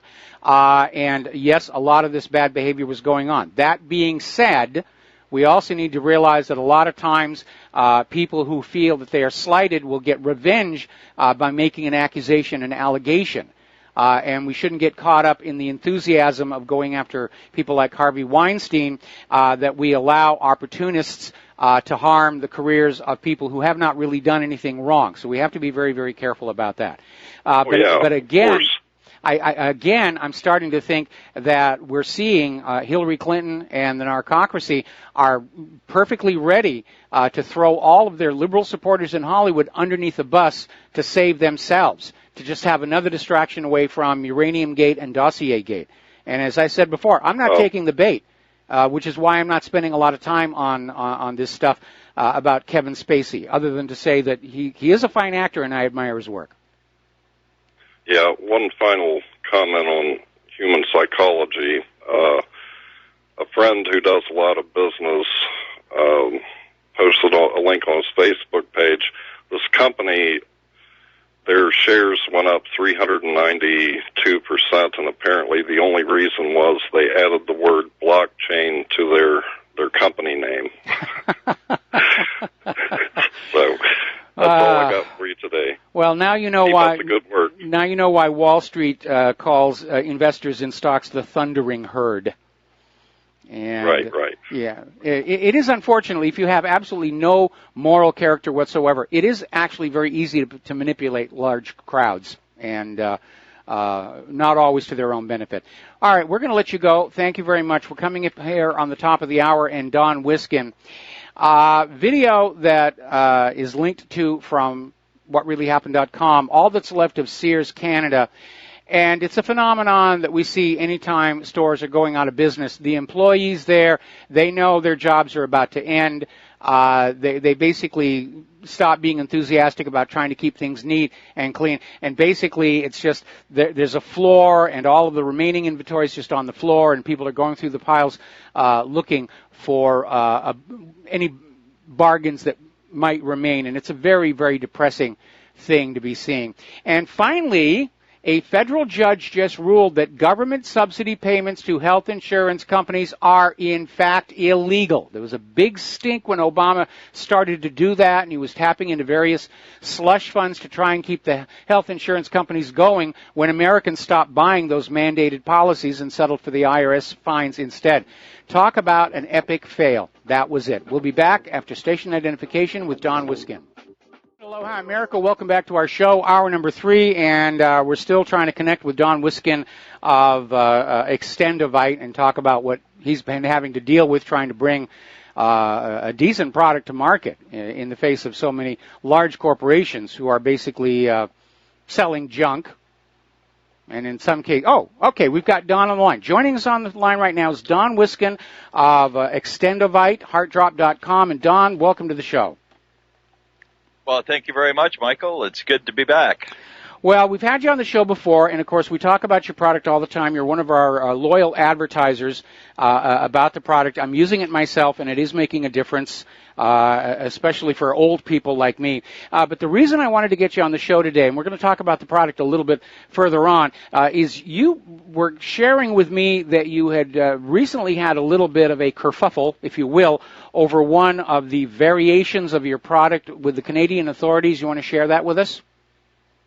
Well, sure. In March of this year, our manufacturer, Health Canada, had gone to check in on them. I mean, I don't know if people are aware of this, but we have an NPN number. It's a natural product number that you had to have by December 1st, 2013, in order to continue selling a natural product in Canada.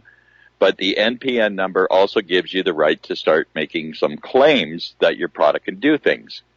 Well, they were doing some surprise visits now that they have all this power, and they dropped in on our manufacturer. They didn't like his Swedish bitters because it was an alcohol base, and they didn't like he had a cancer drug that he was making there. They didn't like that, and so they got very upset, and they set his bar very, very high. And then they found the Extendovite brewing away in the corner, the liquid version. So they came after us and said, well, we're going to put you through a bunch of tests. You're going to do a stop sell until we get that done. So I said, okay, I'll comply. I have no choice. I mean, I want to continue selling this product. So they put us through a whole bunch of tests, and we passed every test. I mean, the Extendovite liquid and the Extendovite capsules, they also had us test the capsules, but they didn't stop us from selling that because there's no alcohol in it. So they kept us going and kept us going. We passed all the tests. And then, I figured we'd be back selling it in late June, but no, they just kept asking for this and asking for that, stuff that was outside of our licensing. So finally, in September, I caught on to what they were doing. Well, actually, in late August, I caught on to what they were doing. Myself and the consulting company and one of our manufacturers all got together and we talked about this, and Health Canada had asked me to exceed what I was supposed to do. So I very politely, told them that our product was fine. Everything about it was good to go. We passed all of your tests and all of the tests that we were supposed to have in order to comply with our NPN number. And then I politely asked her to please allow us to continue selling this product. Well, it took her another 2 weeks after that, but I figured it wouldn't happen just overnight because I was being rather rough with somebody who has all the power. So about the second week of September, she sent us an email and said, okay, everything seems fine. You can go ahead and continue to sell it. The stop sale has been lifted. But for, those almost 6 months, I was like sweating it out because we were about to lose our product ability to be able to make it here in Canada. I was looking at moving our company to the States in order to keep doing this because we have lots and lots of people who like that liquid. who were buying the capsules, but they wanted the liquid back, and we finally got it back. But this is the power that the NPN gave them. It's like a DIN number in the States. Well, we have a DIN here in Canada, except it's for a natural product. And once they come into your life, they have all the power. There's nothing you can do. The consulting company I deal with said, you have to do whatever she says. You're at her mercy. And I was like, gosh. But it was quite a spot to be. But we managed to get through it because I didn't give up. I just kept persevering and sending her messages all the time as to, let us continue on. We've done everything that we're supposed to do. And finally it was over and we were back to selling. But during this time, one of the health food stores that carries our product, they had 625 different products all through their same manufacturer, and all 625 were called up for an audit, and they didn't get all 625 back. So we were very, very lucky that we have such a clean product that she couldn't find any complaints anywhere. And I was on a show with a guy out of Ireland a few weeks ago. He started taking our product, and he said when he was looking around, he couldn't find any complaints. And that's 18 years of being in business, and that is phenomenal. You just don't get that. No, you really don't. The part that really leaps out at me is that you basically have contracted this manufacturer to produce the liquid version of Extendivite, and the authorities went into his manufacturing plant, and they had issues with some of the products he was making for other people, not you. But while doing that, they said, well, guilt by association, because you're being made in this factory, we're going to put you through this ringer. That's absolutely right. We were guilty by association. And, I love this guy. He's 74 years old. He finally shut down and retired. We have a new manufacturer, but we're still, on the same manufacturer at this moment. But in a few more months, we have a new manufacturer. He's already been screened. He's been accepted by Health Canada. We had to do that while we were in the middle of all of that. So we're looking good for the future. Well, that's really good. And again, getting back to the product, and we have talked about it before, it's basically to maintain cardiovascular health and lower cholesterol. And for people of my AGE who are spending way too much time sitting in a chair in front of a computer day after day after day, after a while you start having to look at issues of blood circulation. And this product is really good on that because I was dealing with some of those issues before, and then you started sending me my Extendivite, and Claire and I are both now taking it. And it does really seem to be helping to get me back to my normal obnoxious self. I went through a bad period there about a month ago, and this stuff is really starting to help work that out. So, again, getting on back to the ingredients. And unfortunately, the Heart Drop sticker is hiding the bottom one on the list here, but it's hawthorn. This is all natural stuff. This is all from nature. Garlic powder, valerian, which is a combative. That's what they start with to make Valium. They take valerian and they move a molecule around, patent it, and sell it for 5 times as much. Bilberry, ginkgo biloba, and I actually don't see what that bottom one is because of the sticker. What did I miss? Well, there's cayenne, garlic, hawthorn, valerian, milk thistle, ginkgo biloba, and bilberry. Yeah, milk thistle is the one that is hidden underneath the sticker here. But again, the important thing to keep in mind is all of this stuff comes from nature. And we have mentioned this before. The mindset of the pharmaceutical industries right now is they don't want anything from nature because it can't be patented. And their route to maximum profits is some kind of a synthetic chemical that they've come up with in the lab, or they've started with something natural and they've changed it enough to qualify for a patent and market exclusivity. And there literally has been a war against any kind of cures or treatments that are available in nature, stuff that you can grow in your own backyard, because if you're growing what you need to keep yourself healthy in your backyard, then they're not making money off of you. And so I'm not at all surprised that there may have been a little bit of an institutional hostility toward this product, and I appreciate the fact that you were talking about moving here to the United States of America. I think were you to do so, you might find the hostility a little bit more open. We're seeing that certainly now with all these states that are trying to decriminalize marijuana. We're even seeing it with the cannabis oil products, which are not intoxicating. It's a separate component of the cannabis away from the intoxicant. And even these products are coming under attack because they can't be patented and monopolized. And the entire medical industrial complex is just driven by and obsessed with maximizing profits, very often to the detriment of the customer and the patient. And so it's one of the reasons why Claire and I, we try and avoid orthodox medicine and doctors as much as we can, and we do turn to things like Extendivite to try and keep ourselves healthy.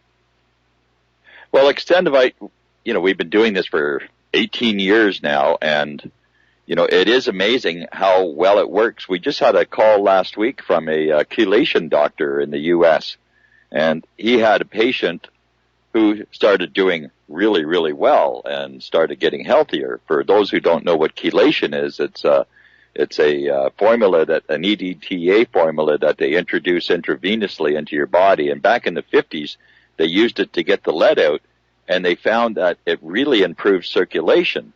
The blood bank has been using chelation since the 50s to store blood because it keeps the calcium and the cholesterol from binding together so that they can store the blood longer. And that's what it was doing. It was getting the calcium and the metals out of the body. Well, we're doing the same thing. The Extendivite is a form of oral chelation. It chelates the heavy metals away from your liver, allowing your liver to go back to work and handle the toxins that we're exposed to every day. And there's also great nutrients in there to feed your body the food that we're not getting from our starved diet, because there's no nutrients left in the soil with all this industrial farming. Food is basically the next weapon of mass destruction, and it's happening now. People are getting sick all the time.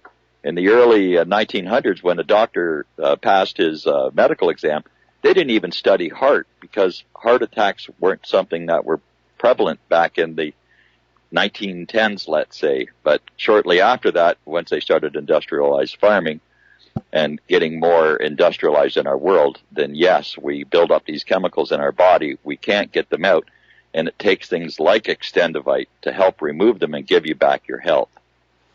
Well, what's really interesting is I've noticed that as the overall health of Americans continues to decline, and it is in decline along with our life expectancy, the corporate media and the food companies and pharmaceutical companies are always quick to say, well, it's a lifestyle choice. You're sitting in front of that computer when you should be out walking or swimming, and yes, they're right to an extent. But we've also come to understand that we live in an age literally of a chemical onslaught on our health. And it's not necessarily intentional. It is just allowed to happen for the sake of profitability. And we're seeing more and more chemicals and fillers added to our food in order to stretch it, make it look like we're getting more food. But again, there's no real nutrients in there. And we understand that a lot of these artificial medications that we are being given may carry serious side effects. In fact, one of the things that amazes me, the United States is one of the few countries that allows advertising for prescription medication on TV. And they'll have this big, glitzy, expensive commercial about this wonderful medicine. And then, of course, at the end, there's this very fast-talking individual saying all the bad things that this drug can do, including kill you. And people still go on out to their doctors and say, oh, I want to try this, I want to try this. And I think it's absolutely absurd. And so it's another reason to basically look at natural alternatives to deal with what whatever your issues may happen to be. And it gets back to something that I like to call coevolution. And that is that when you're looking at the back of Extendivite and you're seeing the ingredients out there, these are all life forms, plants and so forth, that have co-evolved with our biochemistry over millions of years. There are no surprises there. When you ingest these plant products, your body knows exactly what to do with them because they have been dealing with each other biochemically for 1 million or more years. But these synthetic chemicals coming out of the pharmaceutical laboratories, they're brand new, and they may look sort of, kind of, maybe like the natural variety, but they aren't exactly. And your body isn't really sure exactly what to do with them. They'll try and fit them into the appropriate receptors, but there may be something hanging off to one side. And over time, this can sort of build up a degree of toxicity in your body. And it's allowed to happen again because it's all in the name of maximizing profit. Yes, it is really a shame that the world has come to the love for money. Unfortunately, it's not a love for humans, or it's not a love for our health, and we have to get back to basics. Herbs have been used for thousands of years. The whole idea behind Extendivite is based on German usage of natural medicines and the herbs that are required, like the garlic, the cayenne, the bilberry, the hawthorn. Those are 4 basic herbs that are really good at giving us help. And then the other things we added, the valerian was there to help calm you while the other herbs are going to work. The milk thistle is the most potent liver rejuvenator known to man since 1995 was when they actually discovered it. And it helps to rejuvenate your liver.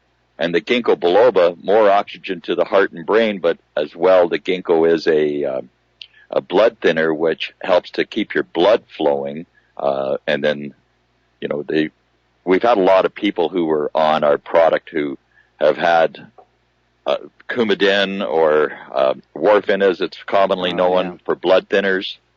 They weren't happy. They took our product. Every time they went to have their blood checked, the dosage of the Coumadin got lowered. Usually within 1 year, you're off the Coumadin, the blood thinners, because the ginkgo and the garlic are thinning your blood just enough so that you don't have to take these harmful drugs in order to overcome that. Well, a couple of interesting stories. First of all, it's certainly in terms of garlic, I mean, that's been known about for thousands of years. I think Hippocrates even mentioned it in some of his writings there. But I remember when I was a kid, I had this book. It was an herbalist's manual from the turn of the previous century. And there was all kinds of stuff in there for common ailments, and it was all stuff you could just go out into the forest and find for yourself. And when I made a donation to this museum that opened up in my hometown, I included this book along with a bunch of other stuff, and I regretted it. And then much to my delight, not too long ago, I discovered there had been a reprint. People are still interested in this, and I was sent a copy of the reprinted version, which I now have, and no, you may not have it because I'm using it. But again, this stuff has been known about for a long time, but the Orthodox medical establishment wants you to forget all about it. They want to forget about all the things that are just growing out of the ground around your home that will make you feel better and help you deal with these very common ailments that we're all subject to, especially as we get older, because the goal is to get you dependent on their product coming on out of the pharmacies. And now, of course, we've got this huge scandal where the executives of a big pharmaceutical company that specializes in synthetic opioids, fentanyls, has now been arrested for literally bribing doctors to prescribe these highly addictive medications to patients as opposed to non-addictive alternatives that would have worked just as well. So you have to go on in and realizing that the Orthodox medical establishment, it really is all about the money. And they're not that concerned with curing you. In fact, they don't want to cure you. If they cure you, you go away. They never see you again. It's all about getting you chronically ill and then treating you for that chronic illness for the rest of your life and just making huge amounts of money. And we have seen in this country attempts to ban things like nanosilver, attempts to make vitamins a prescription-only medication, attempts to ban valerian root to prop up sales of Valium. And you really need to understand that you need to look at the motives of the medical establishment, that it's not really about making you healthy or feeling any better. No, it really isn't. And, you just get healthy by luck when you're following that route. But, just imagine if you had a company making pharmaceuticals and over 50% of North Americans have some form of chronic ailment, so 336 million. So imagine if you had 150 million people giving you $100 a month. That's a lot of money. How powerful would your company be? All right, well, Don. That's where we're at. Don, we got to take a break for commercials. Stay on the line, please. And when we come on back, I think John Stadmiller has something he wants to share with you. We'll be right back. Aloha, America. Welcome back to the show here. And apparently we have a listener who called on in and said, maybe we ought to send some Extendivite to President Trump because he's currently on statins. Might help ease things up a little bit. So we're talking with Don Wiskin of Extendivite, and I understand John Stadmiller is also on the line? I certainly am. How you doing, Mike? I'm doing fine here. Well, Don, take it away. Hey, Don, how you doing? Very well, John. I was going to get you on my program today for a little interview, but you know what? I'm going to postpone you to next week. And, Michael, I am pleased to no end that you and Claire are on this product. Because I can tell you something right now. It has helped me immensely. I mean, it really has. I had problems with leg circulation, the old gastrocnemius at night, tightening up. That's blood circulation. Yes. I've been taking his product, and I couldn't be finer if I was frog hair in Carolina right now. I mean, it's good stuff, and I would encourage. If you're listeners to your program, you have actually. Maybe I shouldn't make this admission on air, but you actually have better numbers on my network than I do. So the ones that don't carry over to my show that are listening to you right now, if you've thought about doing this, quit thinking about it. Just do it. You will never be sorry. I mean, it's not that expensive, and the health benefits are absolutely fantastic. And you and Claire, Mike, stay on this because we got to keep you around. We got to keep you healthy. Got to keep that old brain synapsing. And your program every day, it's a real joy. I'm now listening to it, the full show every day, which I hardly do that to any talk show host on this network. Oh, well, my goodness, I'm flattered. I'm blushing if you're watching on BAM Music here. The really good thing about Extendivite, of course, is that when we run our commercials, we don't have to have that high-pitched, rapid voice saying, use of this medication may lead to whatever it is it's going to do. There are no disclaimers necessary because again, this is all natural. It's all from nature. It's been part of the biosphere of Earth for millions of years, and we're just taking advantage of what's already out there. We're not replicating this stuff in a drug laboratory. At one time there was holistic medicines, and that was it. They duplicated everything in a lab, but there's something you can't duplicate. If you use natural ingredients, why would you have to duplicate it chemically and through a lab? This product is great. And Don, keep cutting those commercials because you got a fine radio voice. Well, thank you very much, John, and thanks for coming on and sharing your experiences. I know you didn't mention your memory there at all, but that's sorry. Okay What were too, we talking there's a lot about? Of people out there with, there's a lot of people out there with memory. Keep the old synapses going. You don't lose the memory; you just lose the pathway to it. So, Mike, thanks for letting me jump in there for a minute. My pleasure, and thank you for spending time with Don and I. And we're almost to the end of this segment again. Don, what's about the future? Is there going to be like a new, improved product? Are you planning any new directions to take what is obviously a successful formula? No. Okay. I just continue to market and continue to get it out there. This product has proven itself time and time again anecdotally. People who are taking it are getting benefits. People who buy it and don't take it, well, they don't get any benefits. And as for side effects, let's see, what can I say? More energy, good health, boosted immune system, less colds and flus. No need to get a flu shot if you're taking this. And that's a good thing because no mercury or thimerosal. And there's just nothing I can do to improve what God has already put out there for us. Well, that's a very, very good sentiment. We actually have a caller on the line, Glenn from Roanoke. Do you have a real quick question for Don because we're almost out of time? Yeah, I'll be as quick as I can. Prior to taking it, I had diabetic neuropathy. The Extendivite reduced that significantly. Acid reflux was reduced. I had athlete's foot, very severe, trimmed that down to about 75% dandruff. It's almost completely gone. I had occipital neuralgia at the base of my skull. I was having migraines reduced by about 90%. Heart palpitations, my heart would kind of stall out, like I would skip a beat. Very uncomfortable.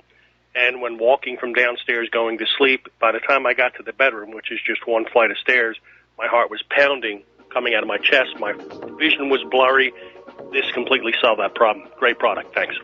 All right. Well, thank you very much for the phone call, Glenn. And Don, do you want to stay over into the next segment? If you've got other things to do, you go right ahead. All right. Well, Don, thank you very much for spending time with us, and we'll be back after these words from our sponsors. Hi, America. Welcome back to our show here, and I want to share a little bit of a story with you. And it's not really a story. It is, in fact, history. Do you remember when home computers first came out, and they were simple, they worked, they did what you wanted them to do, and then the corporate mindset took over and they started getting bloated and things were added on and more things were put in there supposedly to increase their value and their price until we have today these bloated behemoths which are full of bugs and problems. It seems like we cannot get away from the reality that there's always going to be something not working the way it should within our present day computers. The same thing can be said to be true of medicine, pharmaceuticals. When you have medicines that are derived from nature, like Extendivite, they're simple, they do what you want them to do, there are no negative side effects, but that's not good enough for the pharmaceutical corporations who want to basically take over the beneficial parts of these medications and then change them around to get patents on them. Then they add adjuvants and fillers and all these other things to supposedly add value and jack up the price until you have our current state of orthodox medical care where the medications are ineffective and in many cases toxic. And now they're finally admitting that the reason the annual flu vaccine doesn't really work is the way it's being manufactured is actually destroying its efficacy. And so maybe it is time, and I'm not being a Luddite here, but maybe it's time for us to favor the simple and elegant over the grandiose and overcomplicated. And that's one of the reasons why Claire and I are on this product here. All right, let's take a phone call. Gaither in Oklahoma. Aloha. Welcome to the show. What's on your mind? Well, I'm not, the product's excellent. I take it myself. I not mean to change the subject, but I'm going to talk about the civil disobedience, the Gandhi effect. Yes. I wish we could start getting. I have an idea. Let's give them an ultimatum about these trials and to bring this stuff open, or else we're going to take our license plates off our car. And then we'll know who they are, and they won't know who we are anymore. We can do that. That'll be the first step. Let them know. Let's give them a guideline of like a 5-step situation of non-compliance, and we'll stick to it. Let's do a guideline and have everybody pull together, all nationalities, everybody, and just do this. And then I believe that will cross the lines of what we're doing. The problem with race in that is when we unify against a common enemy. Well, that's the reason. That's the reason the government is trying to divide us against each other: black against white, women against men, young against old, gays against straight, to keep us bickering amongst ourselves, to prevent us from uniting against the real cause of all the misery in our life, which is that federal government. And again, there was that poll that was conducted last week where they asked Americans, what are you most afraid of? And I guess the pollsters were hoping that the Americans would say ISIS or something like that. And it came on back that the majority of Americans view our own government as the biggest threat to their lives right now. Yeah, well, the way I'm looking at it, and with those license plates, that's a big statement. That's for their way to get, to steal from us, to be road pirates, and to let them know that we don't have to put up with this. That we are, even if 10% do it, you know what I mean? Yes. That would make a statement. I mean, they can't write everybody. If you do, you just say, I lost my plate for the day. You know what I mean? It's a fix-it ticket. And it'll drive. And the thing I also wanted to do is the toll roads. I think everybody put foil over their toll keys, on their windshields, foil them up, and then everybody was just go the free road. And it's our roads anyway. Let's take back the mobility, the streets, and that's where we're at. Let's take it back from the bottom up. Well, it's not going to work. There's no way we can fix it from the top down. That's no, wrong. that much is obvious. I agree with you. They're never going to fix it from the top down because the top loves it the way it is. It's just an endless source of money from our pockets to their pockets, and they don't see any reason why that should change here. But again, I don't know that we need to necessarily put out ideas or suggestions. I think when the American people reach the point where they really are not going to be able to accept anymore, they'll just stop cooperating completely. And again, go back and look what happened at the Soviet Union.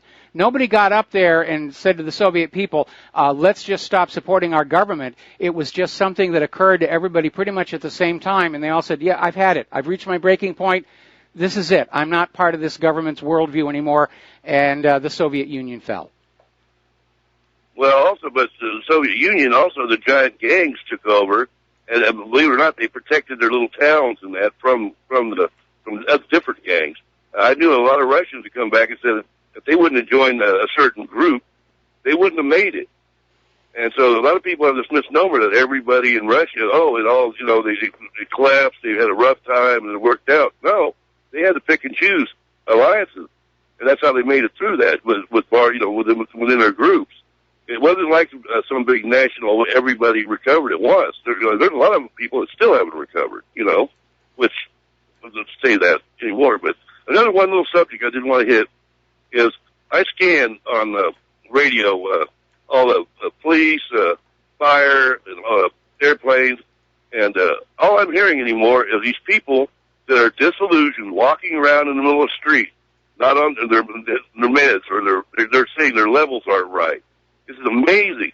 It's happening everywhere. Airplanes are talking about it. We have a person that is disillusioned. These cops around the little town I'm at, and every day there's 3 or 4 people walking around aimless in the street in the middle of the highway. And it's amazing.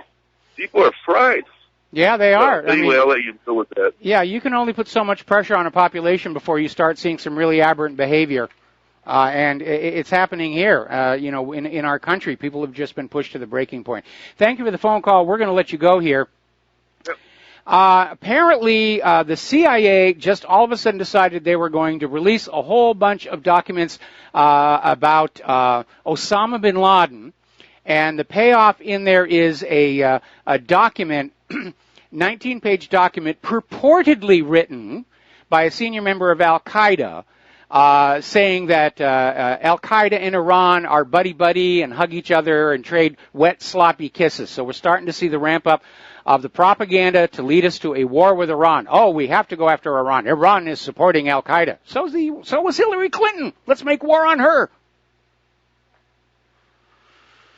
Now, getting on back to the economic news here, there's an interesting little article that came out of the Daily Mail where regulators are now starting to say that they're very worried about the emergence of artificial intelligence in the computers being used in the financial world. And they're saying it needs to be monitored very, very carefully because they're operating beyond the understanding of their own programmers. They're operating at speeds well beyond human capacity, and they could cause tremendous damage to the world's economic system, which, by the way, I made a video. It was actually made for a conference on the rise of artificial intelligence, and we linked it to whatreallyhappened.com. And it talks about how computers are already in control of much of the world through the world's financial systems. And again, those computers, they only have one priority programmed into them: make more money more quickly. Any other considerations about product efficacy, safety, benefit to society, not even a factor. These computers are oblivious to such considerations, and we do need to be very, very careful about that. Now, as you know, over in Spain has cracked down on Catalonia, and apparently, despite pleas from Catalonia to the European Union to intervene in Catalonia's quest for independence, Brussels is backing Madrid. Yes, you slapped those people down. How dare they to say that they don't want to be part of our global empire anymore? And everyone's saying, why would Catalonia want to quit Spain? I mean, really? Well, it's the economy. Catalonia is a very prosperous region. Spain has literally been propping up the rest of the country by siphoning wealth out of Catalonia. Catalonia is sick of it. The same way Britain was sick of having their wealth siphoned off to prop up the rest of the European Union, leading to Brexit. And Germany's getting pretty fed up with it as well. But what we're seeing is the beginning of a push for more regional separatism all across Europe, and for that matter, the entire world. Everybody understands what globalism is about, what they want, the New World Order, a global fascist dictatorship enslaving us all to a global private central bank. They don't want to have anything to do with it. They want to break free. And in the process of trying to break free, as we're seeing in Catalonia and all of these other countries, well, like Yemen, which was trying to break free of U.S. puppet rule, we're seeing the true face of the New World Order exposed, and it is fascistic in the extreme. Now, Austria, Hungary, and the Czechs have formed an anti-Soros, pro-Russia alliance. And again, it's another example of the more pressure that is coming in from the West and from U.S. and from Soros, the more it's pivoting these countries away and toward Russia.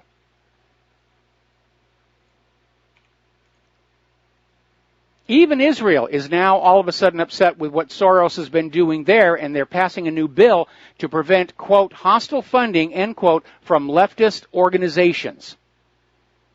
And so apparently member of the Knesset, Mika Zohar, announced on Monday that he planned to submit a bill that would make it harder for leftist organizations to receive funding from organizations considered hostile to Israel. So now even Israel is seeing Soros as hostile. Because Soros isn't loyal to anybody except George Soros and his dream of a one-world government. Now, we've often commented about this amazing amount of corruption, and especially this sex abuse, sex harassment, assault, pedophilia that seems to permeate not just entertainment but government. Huge scandal over in Great Britain. And I had postulated a while ago that maybe part of the rite of passage into the upper stratosphere of power and wealth was that you had to do something like this so that you could be controlled. You could be depended on because you were blackmailable. And now it's starting to look like maybe I wasn't that far off because apparently Theresa May has been receiving reports that the parliamentarian whips are using blackmail of sexual abuse and pedophilia to control the members of Parliament. And that is a very, very alarming situation, because if the same thing is happening in this country, it means that these supposed elected legislatures are not listening to the people. They're listening to those who've got the negatives, the recordings, the videos of their behavior. And the whole system is held together in this mutual Gordian knot of interconnected blackmail, bribery, and threats.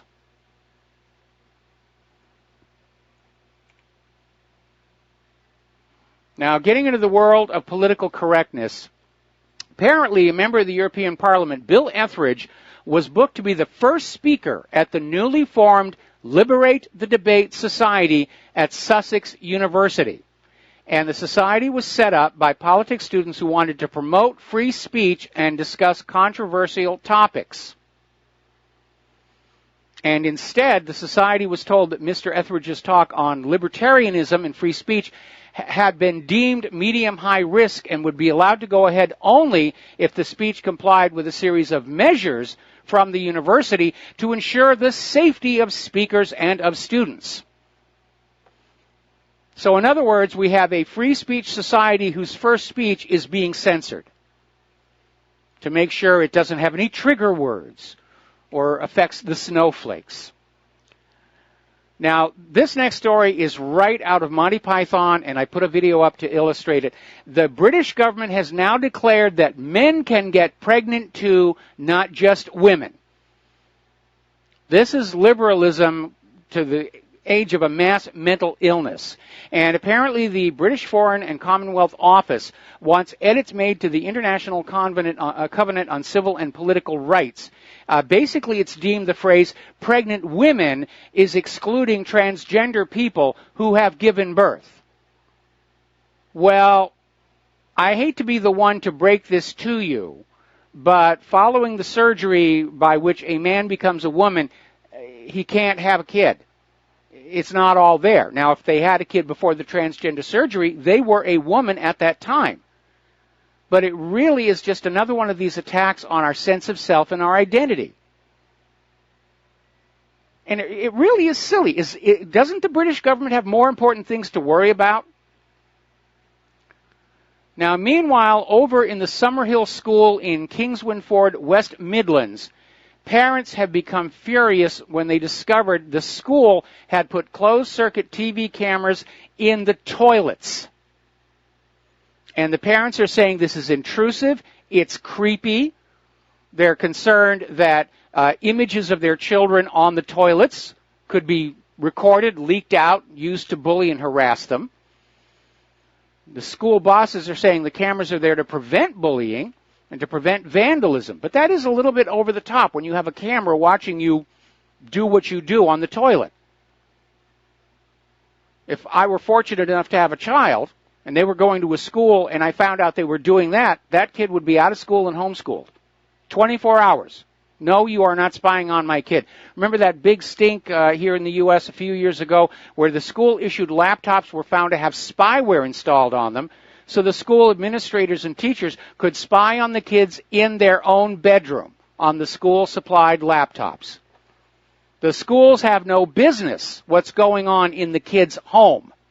That is way, way over the line. Now, do you remember that stink a while back where there was a police officer wanted blood drawn from an unconscious patient, and the nurse refused because under Utah law it's not allowed, and the officer arrested her, and it turned out it was a wrongful arrest, and she has finally settled for a $500,000 settlement for the wrongful arrest. She was right. You don't draw blood from somebody who's unconscious because you don't know why they're unconscious. You could make things worse. And by the way, getting back to that NFL kneeling nonsense, which has already gone on way too long, apparently ESPN has lost 480,000 subscribers in October. People are that disgusted with the politicalization of sporting events. And ESPN is now talking about just dropping Monday Night Football. They can't afford it. They're losing way too much money on it. We're going to take a break here for commercials. We'll be back with the last segment of our program after these few words. Hello, hi, America. Welcome back to the show here. And let's talk a little bit about the Black Death, the plague. And it's a real problem over in Madagascar, and it's something that does happen there every once in a while. But apparently this outbreak is far more severe.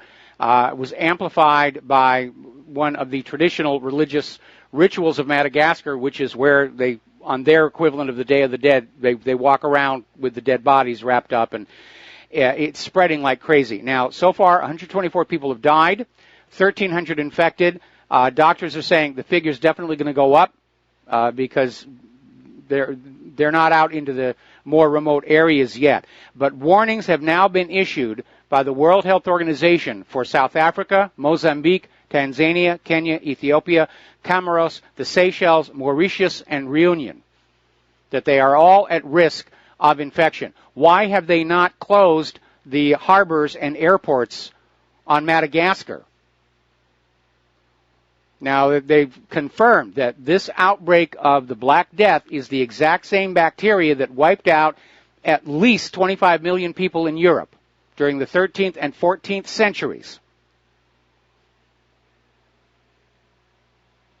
So is this another great plague, or is this somebody's idea of biological warfare to wipe out the population of the continent of Africa?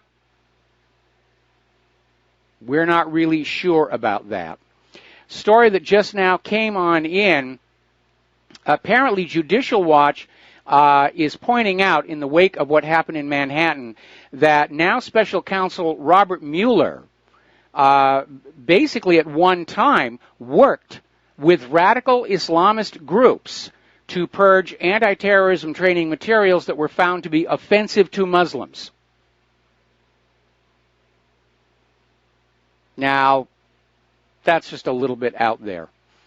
And especially with regard to the expectation that there's going to be riots on Saturday, November 4th, and yes, there's a protest scheduled here in Honolulu at Ala Moana Park.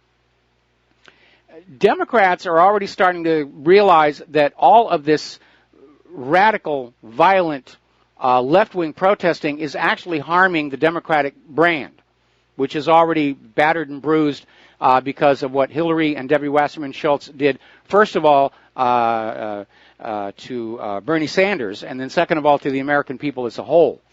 And so we may be looking at a major backlash. If there is violence across the U.S. on Saturday, it may not result in Trump and Pence leaving the White House, but the collapse of the Democratic Party itself. And again, I want to point back to that very strange email we got from the local Republican Party saying, don't go down there. Don't go down there because we're hearing that there are going to be agent provocateurs dressed up like Trump supporters committing acts of violence.